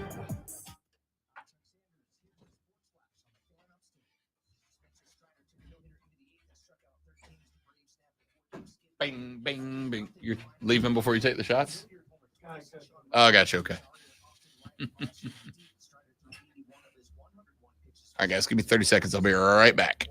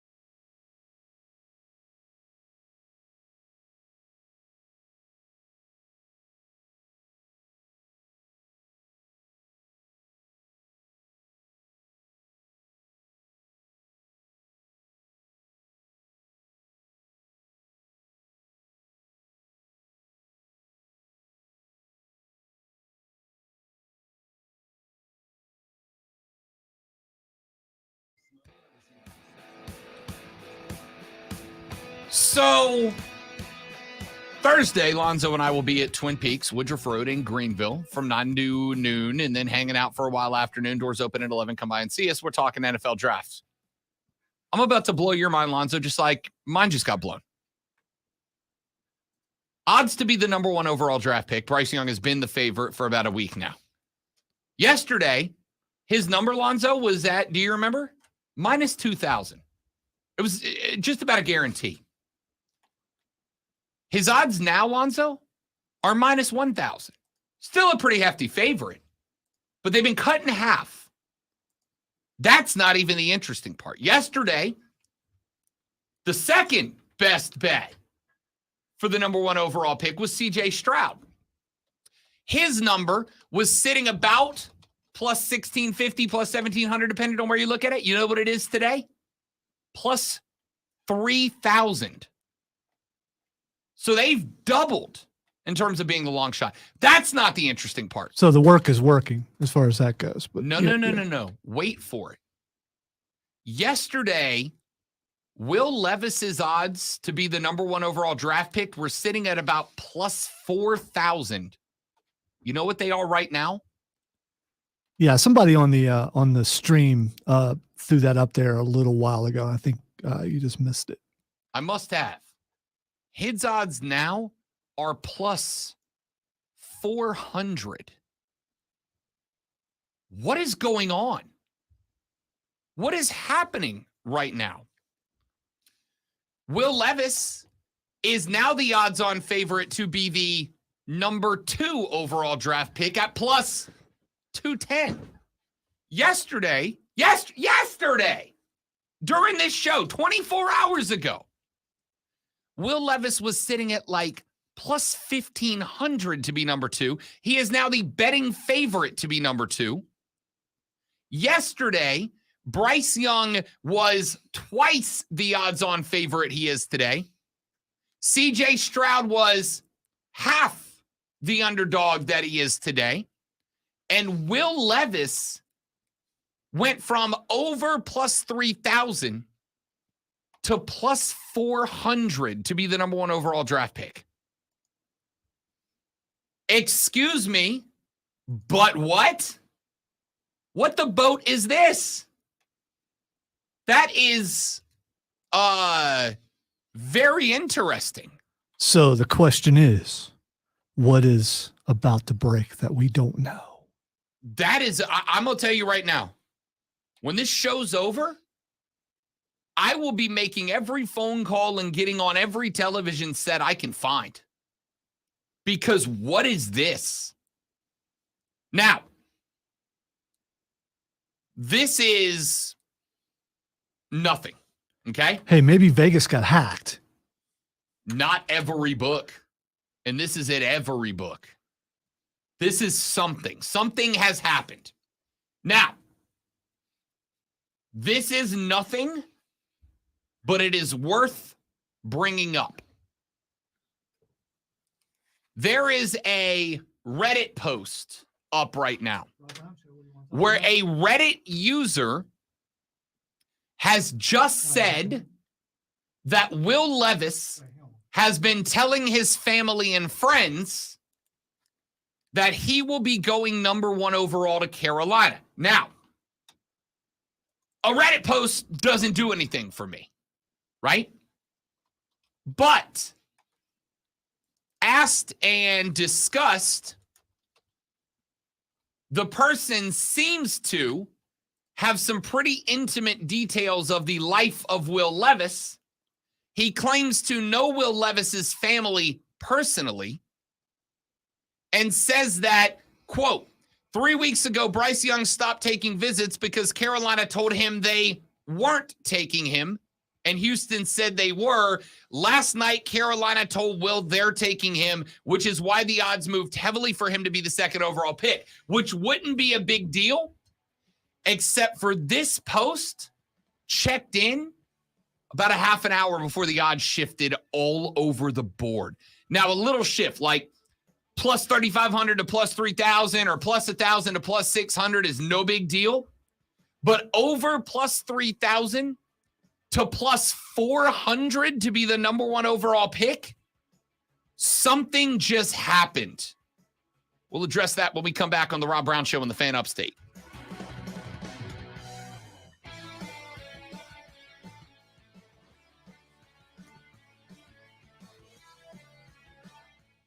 Yeah, someone earlier threw that up on the stream. Protect your family, your phone, and your furry friend with Life Electronic Devices and Pet Health Insurance. Still plenty of details of the Aaron Rodgers trade to learn. Here's a new one. As the Jets pay Rodgers $58.3 million roster bonus, it converts to a signing bonus, which clears $47 million cap space for them.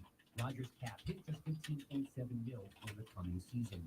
Jimmy Butler, meanwhile, worked infinity dollars last night, scoring 56 points, including 21 in the fourth, as his Heat stunned the Bucks. Well, if Will Levis is picked number 1, that means neither one of us win the bet. So, I mean, Then we just go get pizza. yeah, because, if I'm not going to win, I would rather neither one of us wins. And I'm sure you probably think the same way. Correct. So, I mean, that's the proper Because way if of nobody thinking. wins, Yeah, we both win. nobody loses. Yeah, that's true. Although we're both wrong on the air, but that's happened before. Yeah, but let's so. be real. 0 people thought Will Levis was going first overall. Still Not don't, that he is. still don't but know that 0 he is. people claimed he was. Yeah.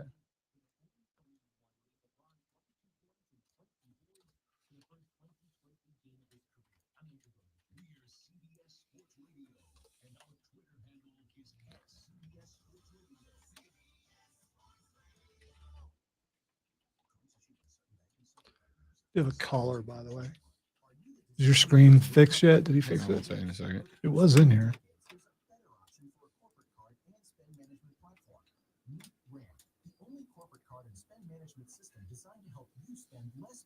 Yes. Okay, cool. So now we know it works. Cool. But those points amount to less than their worth in real cash value.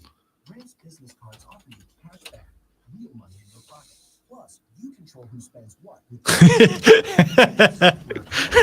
Receipts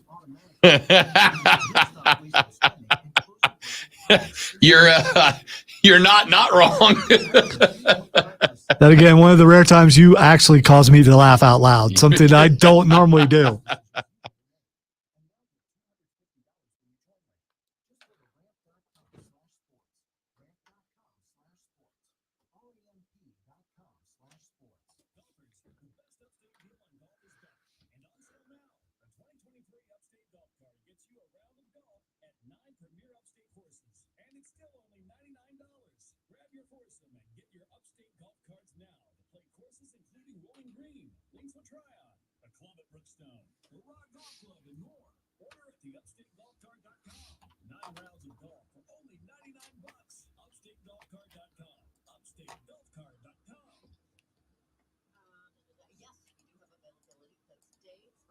Andrea's Boutique Hotel is the destination to tie the knot.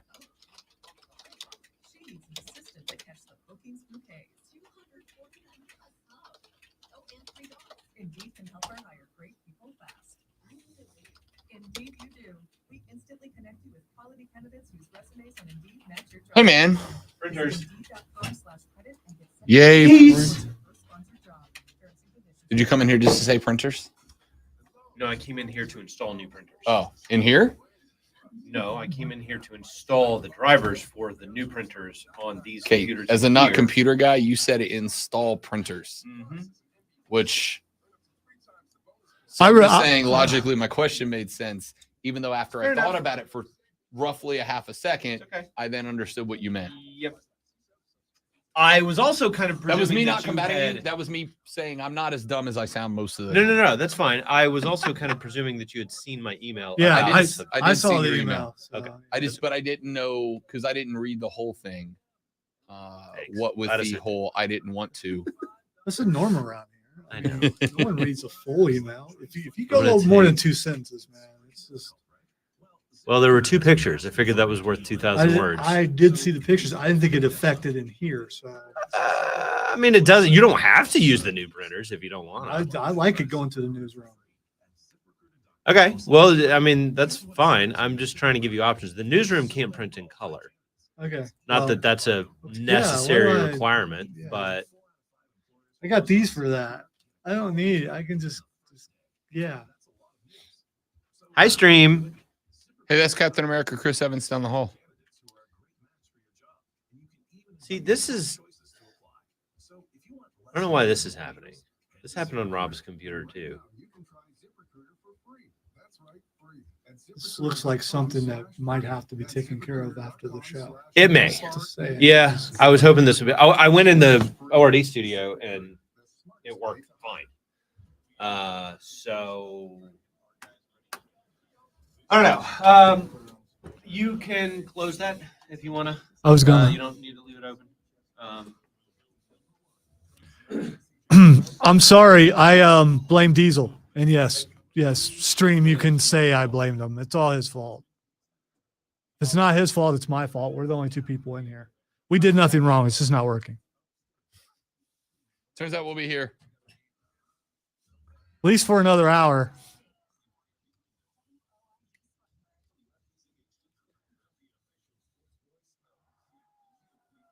I don't need to ask him, Trey. He's got him. I'm telling you, man. He was a member of the Furman Singers. That dude can wail. And he can harmonize with anybody, which is awesome. Except for maybe someone who's tone deaf. Can you harmonize with a tone deaf person? Can a tone deaf person be No, harmonized? no. Can a person harmonize with a tone deaf person? Yes, because the harmony, the harmonizer is responsible for harmonizing. Yeah, but you'd have to be off. Assuming that person's state. Well, again, off is relative. Off compared to if you're trying to sing a song. But if the guy just hits a note, doesn't matter what the note is, there's a harmony for it. I don't know. The third, the final, the best, the money hour of the Rob Brown Show goes now. This, ladies and gentlemen, is the fan upstate. I am Rob. The great one, Lonzo, is on the other side of the metaphorical glass this AM. Want to remind you that this Thursday AM, 9 to noon, yo boys, will be live at Twin Peaks. That's on Woodruff Road. That's in Greenville. The doors open at 11, and you're welcome to come in, listen to the last hour of the show live and in person. Then at noon, Zoe and I will get off the air. We're going to find us a big old table. We're going to sit down. We're going to eat some hot wings, some billionaire bacon cheeseburgers. What was the other thing they suggested? The hangover burger. The hangover burger. Yeah. That was it. That was it. You would think you would remember that one. I just Correct. Fried egg on a burger. Jackpot. Yes, indeed. So that's going to be Thursday. We're live at Twin Peaks. The show's from 9 to noon. Doors at 11. You guys are welcome to come in at that point. And then we'll hang out with you from 12 o'clock until we get bored and are ready to go. All right. I will hang for a while, but I have to come back to work. Yeah, I got I'm not going to lie. I got like 2 hours and then I got to go. But the point is we'll be there for like 2 hours. Yeah, there's still time, though. I mean, especially if you get there at 11, you can watch the show live. I know you're doing that right now if you're on the stream, but it's different than, setting like at the next table. So be there. We'll be there. The Rise Guys will be there because the Rise Guys P1 Lager will be on draft. That 29-degree perfect pour from Twin Peaks. Rise Guys P1 Lager will be there. And at 3 o'clock, Mark, Ryan, and Diesel will take you off sides. They're going to take you all the way up until the beginning of coverage of the NFL draft at 7 p.m. First pick goes in at 8. We need to try to see if we can get Nine and Mattman to show up a little bit early and jump on the air with us. Yeah, we should do that. We could talk some wrestling because it is Thursday. We So I should mean, do that. we could Talk do to that. them. See if we can get a little TRBS Rise Guys crossover. I'll reach out to their people. It's sometimes hard to get past their people, but I'll reach out to them. They do have people. They do. Yeah. I'm your people. So see, you don't have much pull. Sorry. Ladies and gentlemen, 1 hour ago, Will Levis was plus, I went and looked it up. 1 hour ago, Will Levis was plus 4,000 to be the number one overall draft pick. This hour, he's plus 400. 1 hour ago, Bryce Young was roughly minus 2,000 to be the number 1 overall draft pick. He is now minus 1,000. Rashad and the guys at Panther Nation podcast just tweeted, I guess Carolina called every quarterback and told them they were being taken number 1. I'll start with this, and then No, we'll get to everyone the who comes analysis. to the door. You're my guy. You're my You're guy. my guy. You're my guy. You're my boy, Blue. I'll get into the analysis in a second, but I'm going to open with this. Zoe. The meltdown on social media amongst Carolina fans if they draft Will Levis will be monumental. If they take Will Levis at number 1, Twitter is going to explode. Now, the background to this, in case you missed the last segment of the last segment of the last hour, the background of the story is this. About an hour and 15 ago, a Reddit post went up that said Will Levis has been telling his family and friends, his inner circle, the circle of trust, if you will, that Carolina has told him that he will be the number 1 overall draft pick. The same Reddit post is claiming that the Panthers told Bryce Young after their meeting they will not be selecting him. And that the Houston Texans then told Bryce Young, well, if you're on the table, we're taking you. And that is why BY canceled all of his meetings. You'll remember at the very beginning of last week that was a topic of discussion that we had. Now, Reddit guy makes Reddit post without being verified. There is a verification process on Reddit. Does it cost $8? It does not. Okay, just curious. On Reddit, traditionally, for those of you who don't use Reddit, on Reddit, traditionally, the verification process goes that if you're going to make a claim to have insider knowledge, moderators of whatever Reddit forum you're on will traditionally contact you off of Reddit, and you can verify your identity, your credibility, your credentials to them without having to reveal your identity on Reddit. The whole premise of Reddit is that it is a social media site that is entirely anonymous, by and large. Now, I don't know if this guy's been verified or not. But that's not what's interesting. The post itself is not interesting. What is interesting By the way, is that DraftKings just posted that too, from 4,000 to 400. Yep. So it's all over the place right it's now. all over the place. The interesting thing is not the post. The post could be any old dude just trying to get some attention by saying something out of left field. And again, as Lonzo, an absolute ace at it, will inform you, trolling is an art. Because you have to say something that is a hot take, but you have to do one of two things. You either have to, A, troll by saying something that is unverifiable, unfalsifiable, right? You have to say something that cannot be proven false. This athlete said that if factor X and variable Y both happen, that he would action Z. Something that you can't prove correct. Or you have to give a hot take that is unpopular, uncommon, but possible. Just possible enough to be worth the discussion, right? Just possible enough to be worth the discussion. Will Levis being told by the Panthers that he's the number 1 overall selection, Bryce Young being told that he is not, is, without the input of those two young men, largely unverifiable, right? Because nobody from the Panthers organization is going to come out and verify that or not. It is also just wonky enough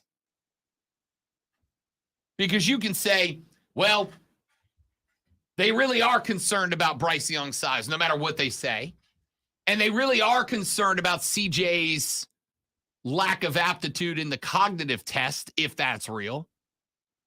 And therefore, Will Levis, who did really well in the cognitive test, I think he was 93rd percentile, and is built like a brick boathouse, kind of checks both of those boxes off. There was a gun show going on at the combine. I mean, you know. Will Levis took his shirt off to work out at Pro Day, and they're like, why'd you take your shirt off? And he all but said, because look, that's why I took my shirt off. It's the Pythons, brother. Will Levis took his shirt off for the same reason I would never wear one if I looked like Will Levis. Because look at me. I am Robbie the Adonis. That's why I'm not wearing a shirt. I get it. So the Reddit post itself is not interesting. The Reddit post combined with the fact that within the last hour, CJ Stroud went from about plus 1650 to I have seen him as high as plus 3,000. Now, I will say this. I'm going to be tracking these numbers the rest of the day. And I'll be tracking the rest of the numbers. Why? Because they moved again. CJ Stroud, 15, 20 minutes ago, Lonzo, was plus 3,000. He is now back to plus 2,000. But Will Levis went from plus 4,000 to plus 400. For the number 2 overall pick, Will Levis went from around plus 350 behind CJ Stroud to now plus 210 ahead of CJ Stroud and Will Anderson, who has also jumped CJ Stroud, by the way. This is weird. Lonzo, if any other team was drafting number 1 overall, I'm just kind of laughing at this story right now, right? Like, this is ridiculous. I can't wait for Thursday night. I'm almost a little sad I'm going to be at a Kenny Chesney concert now. Because if Will Levis gets drafted number 1 overall, this is what's going to happen. Hey, babe, I got to step out to the concourse for a minute. What do you mean? The concert just started. Right, yeah, I know. But I got to go take care of something. Well, what's the matter? I got to go do you have to pee? No. Just hang on. I'll be right back. He just walked on stage. Where are you going? Babe, I've got to take care of something. I'll be right back. Because I've got to sneak out and just read tweets because you know they're going to be greatness. If this is any other team, I am jacked for Thursday to watch their team's fan base implode. Not super yoked about it being the Panthers. Because if they take Will, let's put it this way, Zoe. You and I have disagreed about whether the number 1 overall pick for the Carolina Panthers should be CJ Stroud or Bryce Young pretty much since they moved to number 1. We agree on that. Yes, absolutely. Do we also agree that Will Levis is not the number 1 overall pick? We agree that we wouldn't pick him number Okay. 1. He could actually be the number 1 overall pick. What do you think Thursday about all night. this? What do you think about all this? As a non-betting guy, what do you think about all this? I think this is someone having fun. I just really do. I hate that I'm so cynical. What if the Panthers orchestrated this whole thing just to make the draft interesting? Because for a while there, it was pretty boring. It was going to be CJ Stroud. Then it got interesting because the S2 scores come out, and now it looks like Bryce Young is going number 1. Now, 2 days before the draft, suddenly Will Levis is going number 1. Would you put it? Goodell's back there just having fun. I mean, he's got like a group of guys around him. All right, you hit Reddit, you over there. I want you to send a tweet. I want you to do this. I want you to do that. We're going to strum up some interest for Thursday night to boost the ratings because no one's going to know who's going number one. Don't you enjoy this more than the fact that you're steadfast and you've been pretty sturdy on the fact, literally and figuratively, that Bryce Young is going to be the number one pick, and now there's some uncertainty creeping in? Doesn't that make it more fun? I think it makes it more fun. Here's what I'm going to say. Reality television has been on television for as long as it's been on television for a reason. It is because, as much as Americans love to say, I don't like drama, I don't do drama. The hell you don't. We all do. The Real Housewives of 93 different cities wouldn't exist if women didn't hate drama the way they claim they don't. On the men's side, sports would not exist if we hated drama the way that we all claim we hate drama. But the reality is, none of us hate drama. And this is now drama. So, you know what would make it even better? And I know they won't do this. You put all three tables close to each other. Levis, Stroud, and Bryce Young, and make all their phones ring at the same time. You're evil, man. And the way you know the number one pick is the guy who stands up. Just got this tweet. Rob, I really hope Will Levis to the Panthers thing is true. Signed, Falcons fans. I like I said, I don't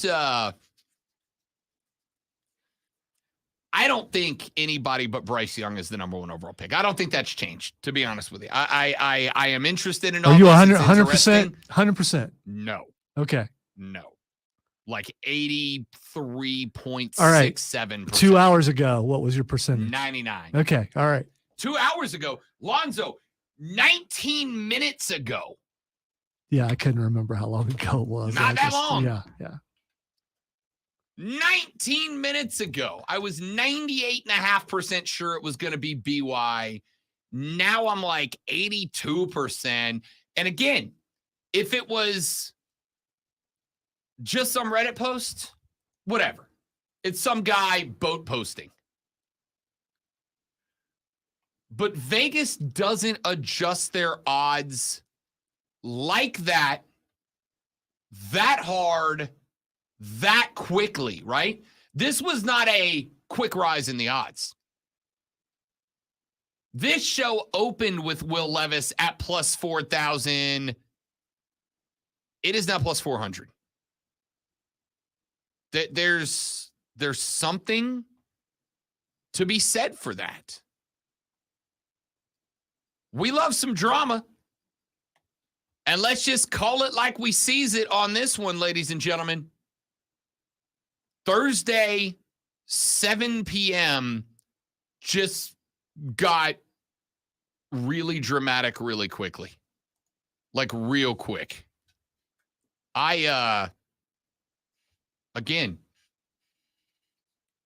I don't think anything has changed. But that is, as a gambling guy, a wild overcorrection. That's huge. Just enough to make you put some money down? Especially since you might be losing money on the other part? Honestly. I mean, listen, I'm going to say yeah, and here's why. I got Bryce Young at plus 250, I think. I got Bryce Young at plus 250. I might put some on Will Levis at plus 400 and hedge a little bit here, right? If BY is the guy, great. If Levis is the guy, I lost my BY bet, but I'm making up for it with the plus 400. I just don't know, man. I just don't know. Like, I wish I had better analysis for you. But the problem here is it seems to have been triggered by a Reddit post, which is nothing. But Vegas just corrected a guy's odds by 3,600 points on the betting line. That doesn't happen. That just does not happen, man. Anyway, let's take a break because I got more stuff I want to get to. Oh yeah, oh my goodness, my bad. Let me get Warner in here. Warner's been more than kind to listen to me ramble about Will Levis, wants to talk a little Oakland sports. Warner, thank you so much for hanging, big dog. Good to have you on the show. Hey, thank you. I just wanted to say that, one of the big reasons that they're leaving is taxes. California, you got 15% personal income tax, and Nevada, you got 0. And California, you've got huge property taxes and much lower in Nevada. So not only will the owners make 20% more money because of the savings in the taxes, but they can pay the players 20% less, and the players will still take the same amount home. And I think that's why they're moving out of California. Do I think that there is the potential for that to be the reason, Warner? Absolutely. Do I think that is the reason? Absolutely not. No, I don't. And I'll tell you why. The Golden State Warriors were in Oakland. They moved literally across a bridge to go to San Francisco and play in the Bay Area. There are more professional sports teams in California than most other states, and they are the ones that are moving right now. The Raiders did it because they got their new stadium that they wanted. I assumed that the A's in some part are doing the same. I'm not saying there's no reason or that's not a reason that they're moving, Warner, but I do not think it is a primary reason that they're moving, although I could be wrong. Yeah, 20% is a lot of money, especially when you're talking, hundreds of millions of dollars. I don't disagree. And Warner, I appreciate the call, buddy. Thank you very much for checking in. The other aspect of that has to be discussed is that there are tax incentives for sports teams, right? Like they're not getting hit with the same rate that Joe Taxpayer is. Now, I'm not a legislator or an accountant. I'm not a brilliant man. I don't know how they work. I don't know how the brackets work and the incentives and this, that, and the other. But I absolutely will say that the billionaires who own sports teams are going to get some breaks to keep their teams there. And part of those are going to be incentives in new stadiums, right? Keep in mind, that's one of the reasons that the stadium discussions have been so contentious for so many years is that billionaires ask for huge tax breaks and incentives and this is and that's and the others from the localities they want to build stadiums in order to build those stadiums that they then profit off of. And there are more and more cities that are saying no, right? Oakland said no to the first idea or two from the Athletics, but then they started trying to come up with a plan to work together to get a stadium by the water, and that's when the A's were like, no, we'll just go to Vegas. Warner, I'm certainly not saying you're wrong. I have no doubt that income tax. Tom Brady, part of the reason Brady picked Tampa Bay was what? Florida's got no state income tax. Yes, there are absolutely tax reasons, but I don't think it's the primary reason the A's are moving. I appreciate that phone call, Warner. Thank you very much for the thought. Let's take a break. We'll come back. Got like 3 or 4 stories I want to run through before we get up out of here for the day on the Rob Brown Show on the Fan Upstate.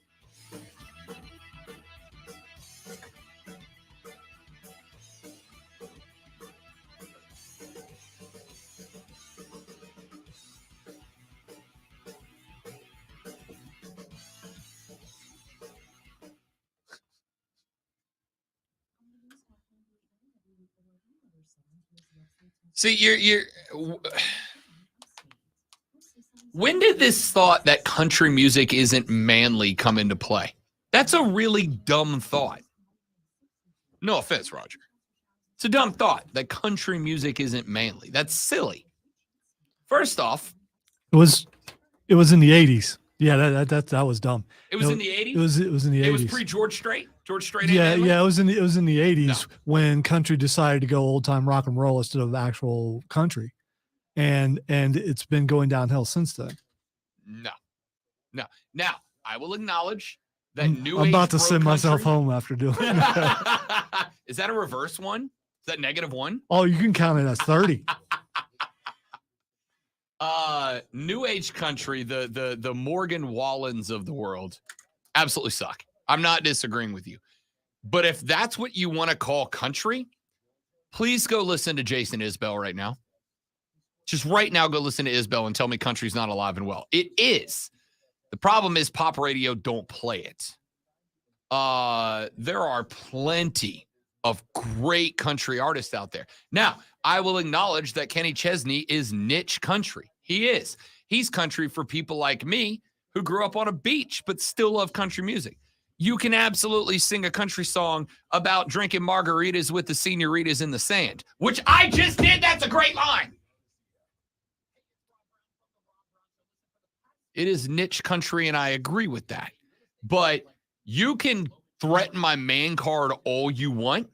Knocking back a margarita in the sun on a beach in Florida is undefeated, my dude. It's just undefeated.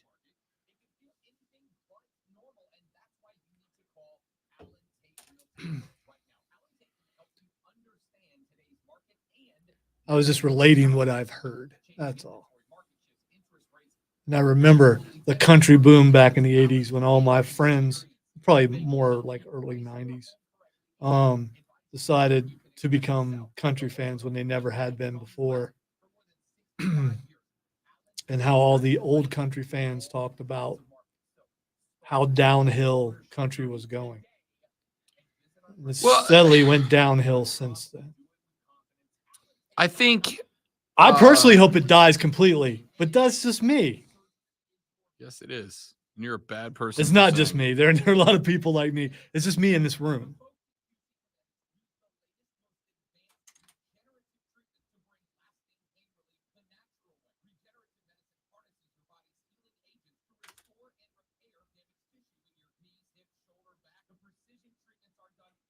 Kevin, dude, you're taking everything so personal.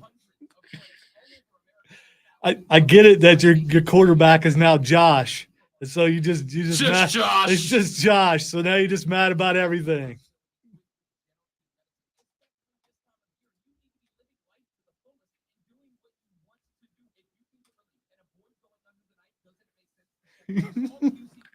Why only 3? Why you only sending to? I mean, what's the most that you would put on there of those emojis? I'm just curious. I also wonder what my car would say, because when you put an emoji on a text, it will say what it is. Will it say middle finger emoji? Middle finger emoji. Because it says poop emoji. Does it say poop emoji? Yeah, so Cameron and Raven will just send me a text with a ton of those at the end if they know I'm driving, because they know I'll just say it over and over again in the car, which is childish and all that kind of stuff, but it's hilarious. My phone, when you text me, and it's the soon-to-be parent-in-law's phone, when you text me, says new text message from Lonzo Reitzel. Yeah, It's like Lorenzo. I'm going to change your name on my phone to Lorenzo. you should. New text message from Lorenzo Reitzel. Look at that. I also wish you a good day, person. Name.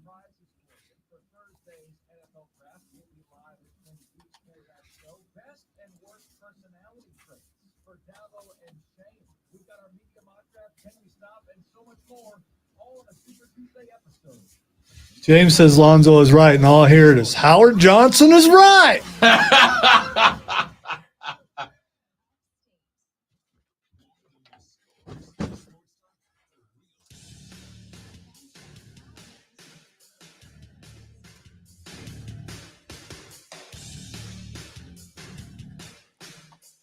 All right, let's run through a few more stories before we get to Twitter trending topics, and we call it a day, ladies and gentlemen. Let me start with this one. This is a story that we ever so briefly touched on all the way back in hour number 1 of the radio broadcast.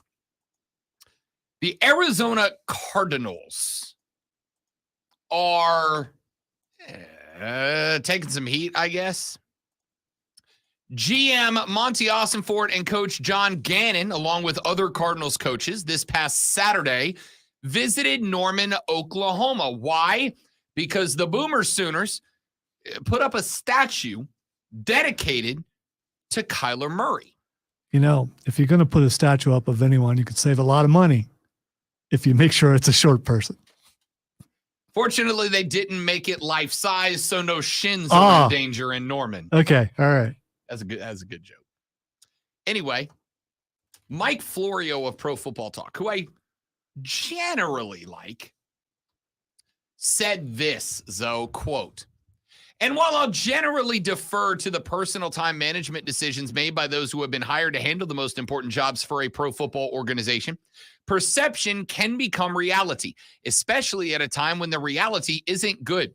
Given the massive rebuild the Cardinals are facing, Ossenfort and Gannon skipping town for a trip to Norman does not create the best perception as to whether they're doing everything they possibly can to make the best possible decisions as they prepare to use or trade the 8 picks the Cardinals have in the 2023 draft, starting with number 3 overall," end quote. This is akin to the president's on the golf course. How can he be conducting business on the golf course? It's the same thing. It really is. It's just. I didn't even think of that. That's exactly what this I is. don't care which side of the aisle you're on. That never made sense to me because a lot of business takes place on the golf course, and a lot of business can be taking place on the plane to the place you're going to, and on the way back, and everyone has a cell phone, and it's just dumb.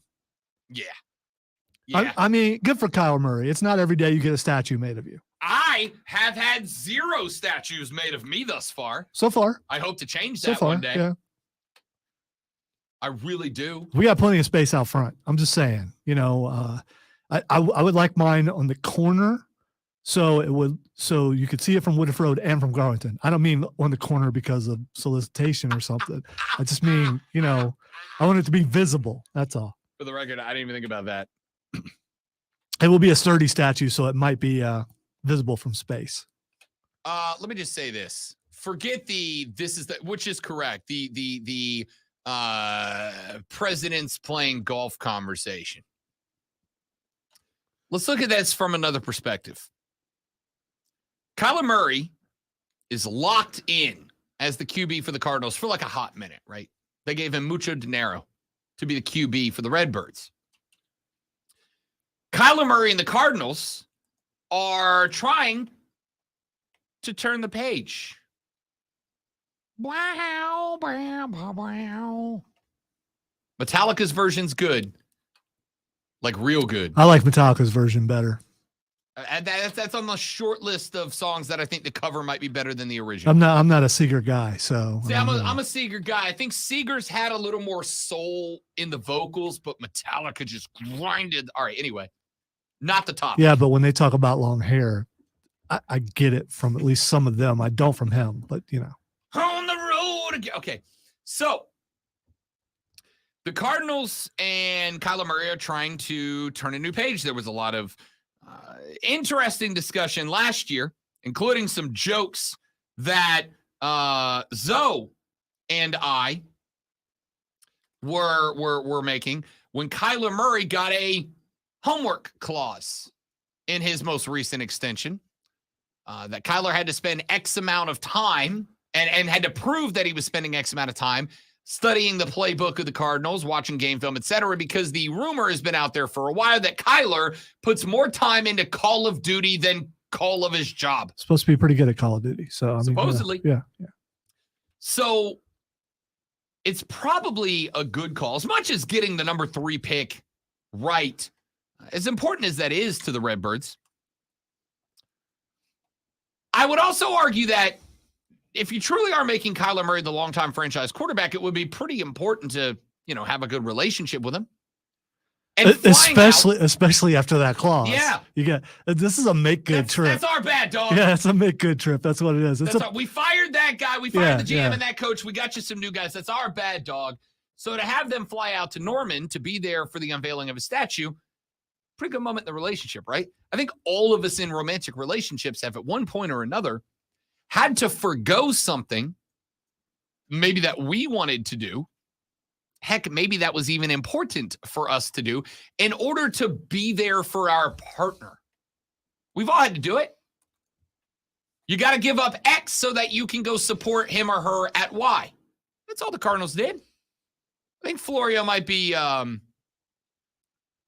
little out of his depth on this one, if we're being honest with each other.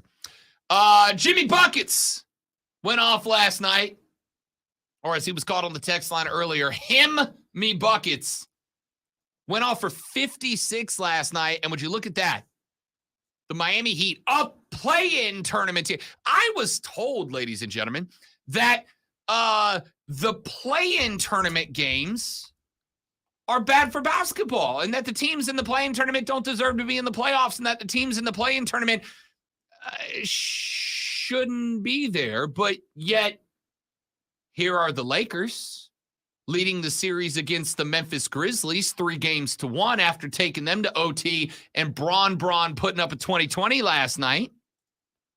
Here over on my right hand is Jimmy Buckets and his play-in Miami Heat, who have now driven the Eastern Conference's #1 seed to the brink of elimination. Now, granted, they don't have Giannis Antetokounmpo because of that back contusion he suffered earlier in the season. But hey, injuries happen all the time and everywhere. Do I think that the Bucks would be on the brink of elimination and staring a trip home in the face if Giannis Antetokounmpo was available? No, but he's not. And what did the Heat do? Take full advantage. Remember, the Grizz didn't have Ja Morant for Game 3. What'd they go do? They won the only game that they could. Here's the thing. The play-in tournament is good for basketball. And it gives teams that maybe were dealing with long stretches of injury in the regular season.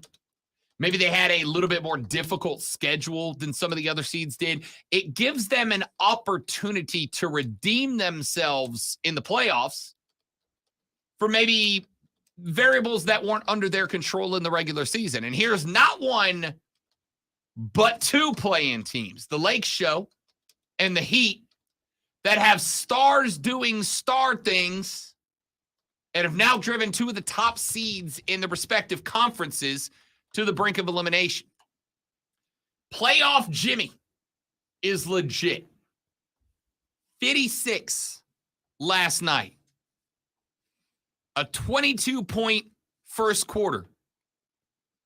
20 of those points had no other Heat players score during the run. He finished with a 21-point fourth quarter. He clawed the Heat back from a 12-point hole. They won 119-114. Speaking of the Lakers, forced to play in the fourth quarter for a stretch of time without Anthony Davis, who was not only banged up, but had a little foul trouble to go as well. You don't have to like him, ladies and gentlemen. You don't have to love him, ladies and gentlemen. Hell, you can dislike him for any reason you want. He gets all the calls. He's soft. He's too political. You can say whatever you want to say, and you can say it for whatever reason you want to say it. But ladies and gents, LeBron James is still that dude. Still that guy. Last night, the Grizz had the Lake Show in a hole. LeBron looked 28 in the fourth quarter, including late in the game where he took the bleep over, brought the Lakers back, knocked down a shot with less than 2 seconds to go to tie up the game, and then just ran the Grizz with Ja Morant off the floor in OT. I made the argument a couple of months ago.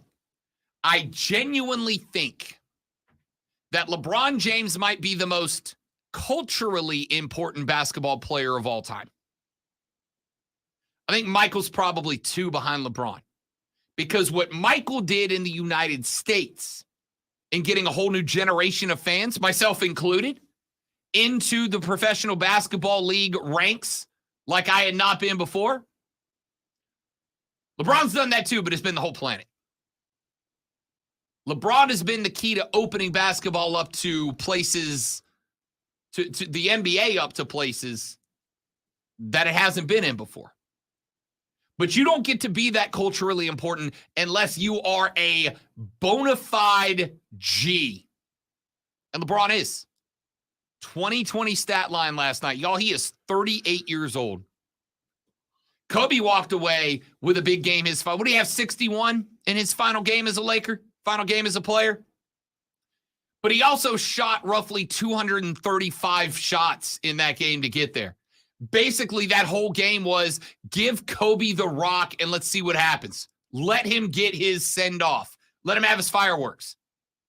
LeBron don't need it. LeBron put up 20-20 last night and played guard most of the game. The dude is legitimate, ladies and gentlemen. Very legitimate. Spencer Strider for the Bravos, all aces last night. The Braves had won 8 in a row before they took on the Houston Astros in their most recent game series. And they got swept 0-3 at the house. Last night they came back against a surprisingly decent Miami Marlins team, and Spencer Strider got to go up to the hill.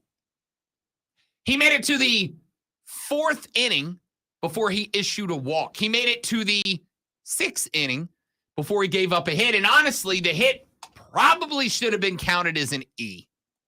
Murphy over on first, mishandled what should have been a routine grounder that would have gotten the out and kept the no-no alive. It went away. It didn't matter. Spencer Strider came out. Spencer Strider K'd 13, took a no-no into the 8th, gave up 2 hits. But here's my question. Spencer Strider, absolute stud. No into the 8th. Juan Segura is a dude for the Miami Marlins. Lonzo, you have heard me many times on this show. Boo! Old hat baseball fans in their unwritten rules of baseball. Don't admire home runs. Screw you. Don't let me hit one. Don't try to run up the score late in the game if you're up. Screw you.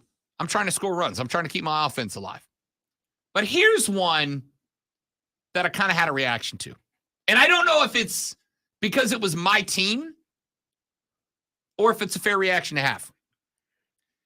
8th inning, the Marlins are down 8-0 in a baseball game. Spencer Strider is working on a no-no. Juan Segura is at the dish, and he hits a little bloop single out to left field. It just kind of drops. There's no power to it. There's no gas. Basically, he was just swinging to see what happened. He happened to bloop one out to center left. Here's my problem. As he trotted down to first, Lonzo, he looked over at Strider, whose no-no he had just corrupted, which is fine. You got to hit. That's baseball. You're supposed to.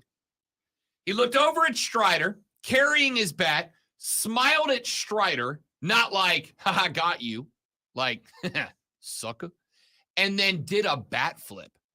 Now, bat flips after home runs, all day, every day. Flip that thing up to the stadium lights. I'm here. Home runs are hard to hit. The best in the world get 60 in a year, and that's rare. They're hard to do. So you hit a dinger, flip that thing in a low Earth orbit. I'm fine with it. But you hit a bloop lucky, 1-out single to left, ruined a no-no, stare the guy down, and flip the bat in his face.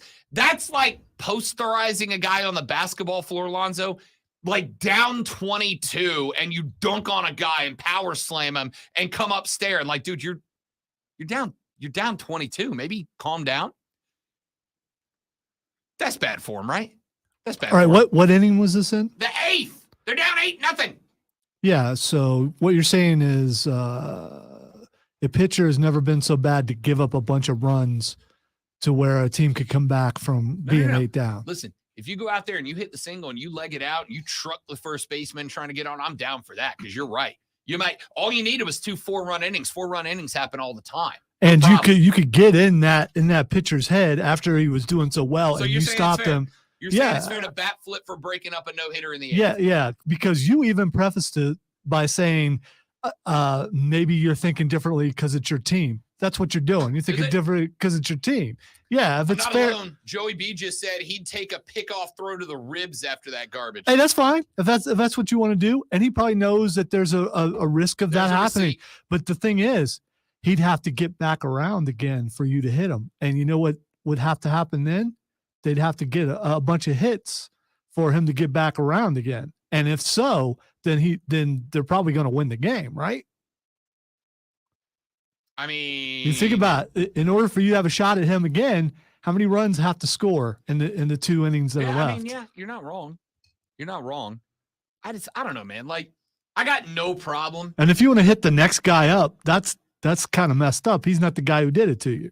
I got no problem showing out because you did a good thing in the sports, or you hit a bloop single, right? Now, if you end his no-no by cranking 435 and you flip the bat, hey, you just hit a dinger. But I would like to point out you're down 8. That's like being down 24 in basketball. It's like, is there a chance? Yeah, there's a chance. But like, maybe don't. It's like when in the NFL, a team is down 21 points and then the cornerback breaks up a pass and it gets up like that. It's like, Dad, dude, what do you? Is there really room to celebrate right now? Gets You're getting all killed. hyped about that first down and all that. I get everything you're saying, but at the same time, I have a problem with this. This is different. You stop the no hitter. I mean, that's a big deal. And I think too many people respect that to not get happy when you stopped it from happening. I mean, technically, you stopped another piece of history. You didn't get it because of me, and that's Yeah, but you still ate a big L. 11-0 was True. the final score. true. But are you really talking about the loss? It's You're fair. more so talking about what he did. That's fair. All right, how do y'all stand on that? Let's take a break. We'll come back. We got to wrap this thing up. Twitter trending topics, and the end of the show's next on the Rob Brown Show and the Fan Upstate.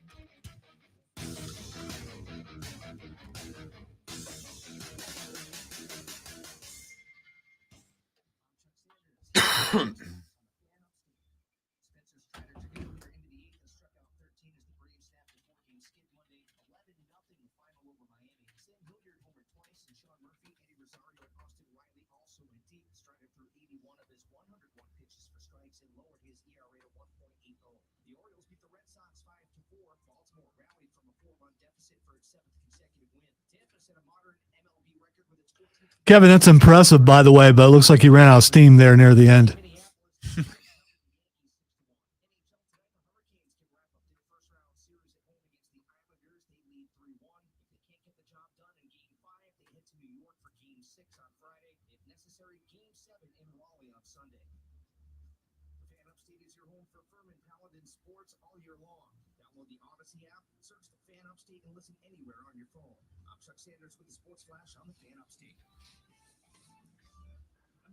Also, those things, I don't know what they're made out of, but I don't think you could throw them to actually, so you'd actually have to slap me with them. And that means you're threatening me with violence. Don't make me have to, have authorities there.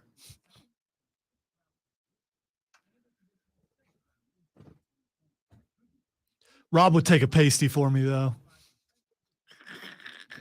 I mean, you're the one who went to buy a compression shirt, which is just a big pasty. I haven't bought it yet. I can't find one.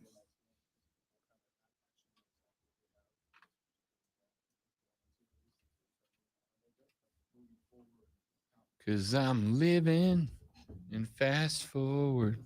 Are you singing country Give me a again? Come rock on. Star out of control. Cause I'm living in fast forward. Now I need to rewind real slow. I also think if you can't sing with twang, it's cultural appropriation, and you should be reprimanded for not Almost being able. heaven. West Virginia, Blue Ridge Mountain, Shenandoah River.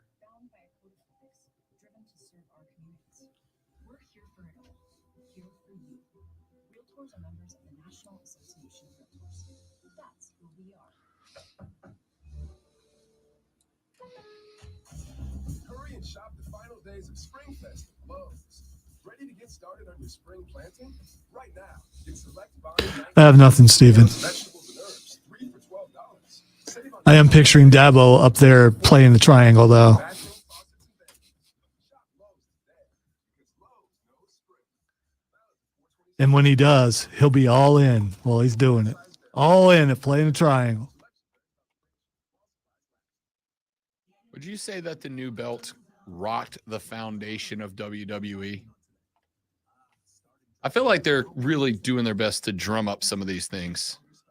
No, when you basically say the guy who's the champ now can't be beat, so we had to make a new belt, I have a problem with that.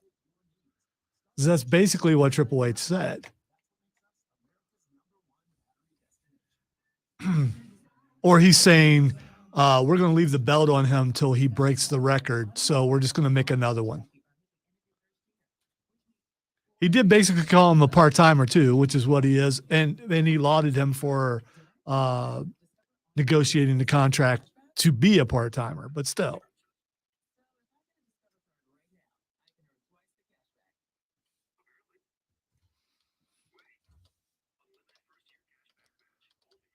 No, there's only 2 A's in Aaron, not 3.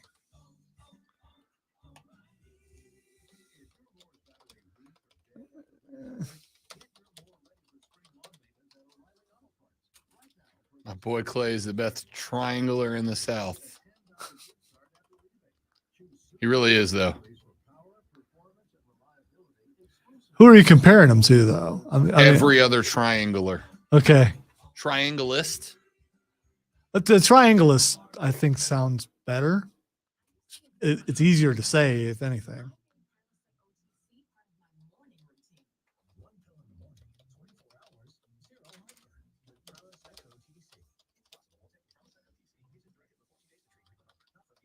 This afternoon, tons of clouds and sun with a high of 66.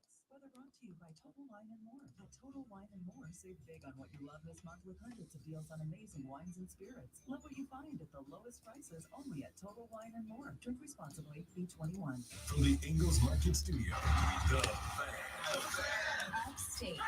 97.7 FM Green Bay. 97.1 FM. from the Philadelphia CBS Sports Radio.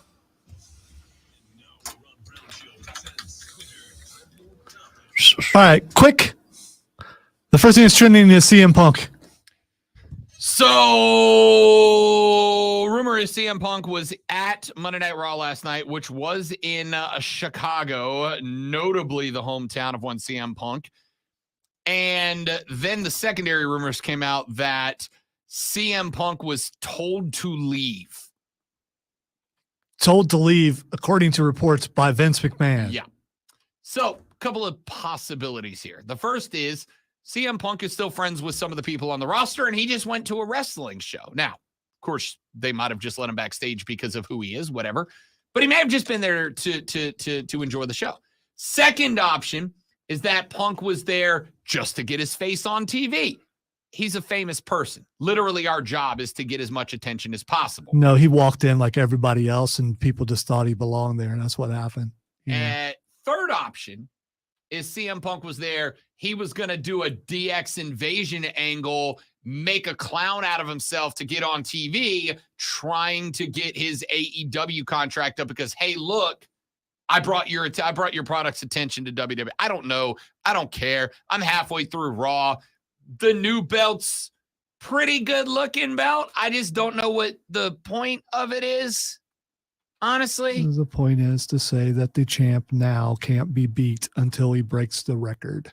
And so, for sure. Yeah, I mean, this that's what it was is. their we want to get Roman to 1,000 days, but there's a lot of days left and people are getting upset. What do we do?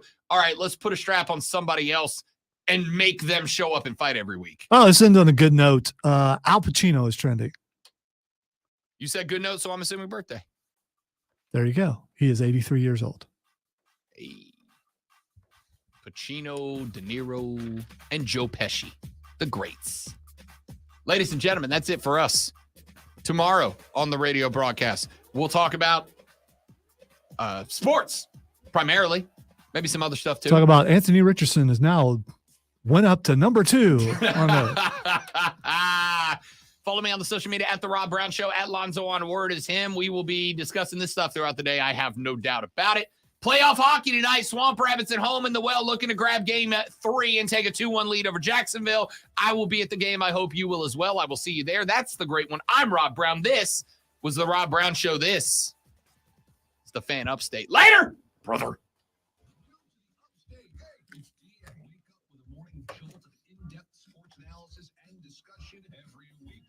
All right, now I want to see it. Let me see if the odds have moved anymore since the beginning of this hour. NFL draft futures. Excuse me. Did it move? Levis is now plus 250. Huh. Another 150 points up. Huh. Now, Bryce Young did not move at all, but Levis is up to plus 250. CJ's still at plus 2,000. Anthony Richardson has fallen from plus 4,000 down to plus 5,000. Number 2 overall pick, Will Levis is now plus 175, up from plus 210.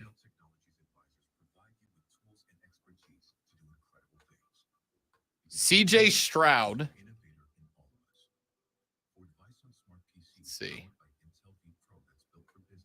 There is no pick in what CJ Stroud is the favorite to be the pick.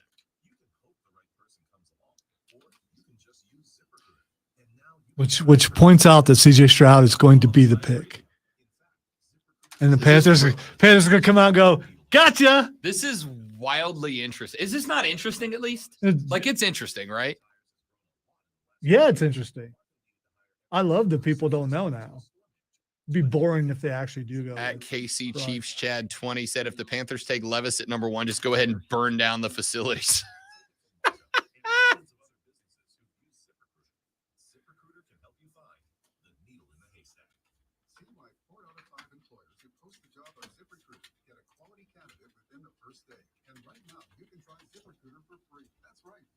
ZipRecruiter.com/radio. That's ZipRecruiter.com/RADIO.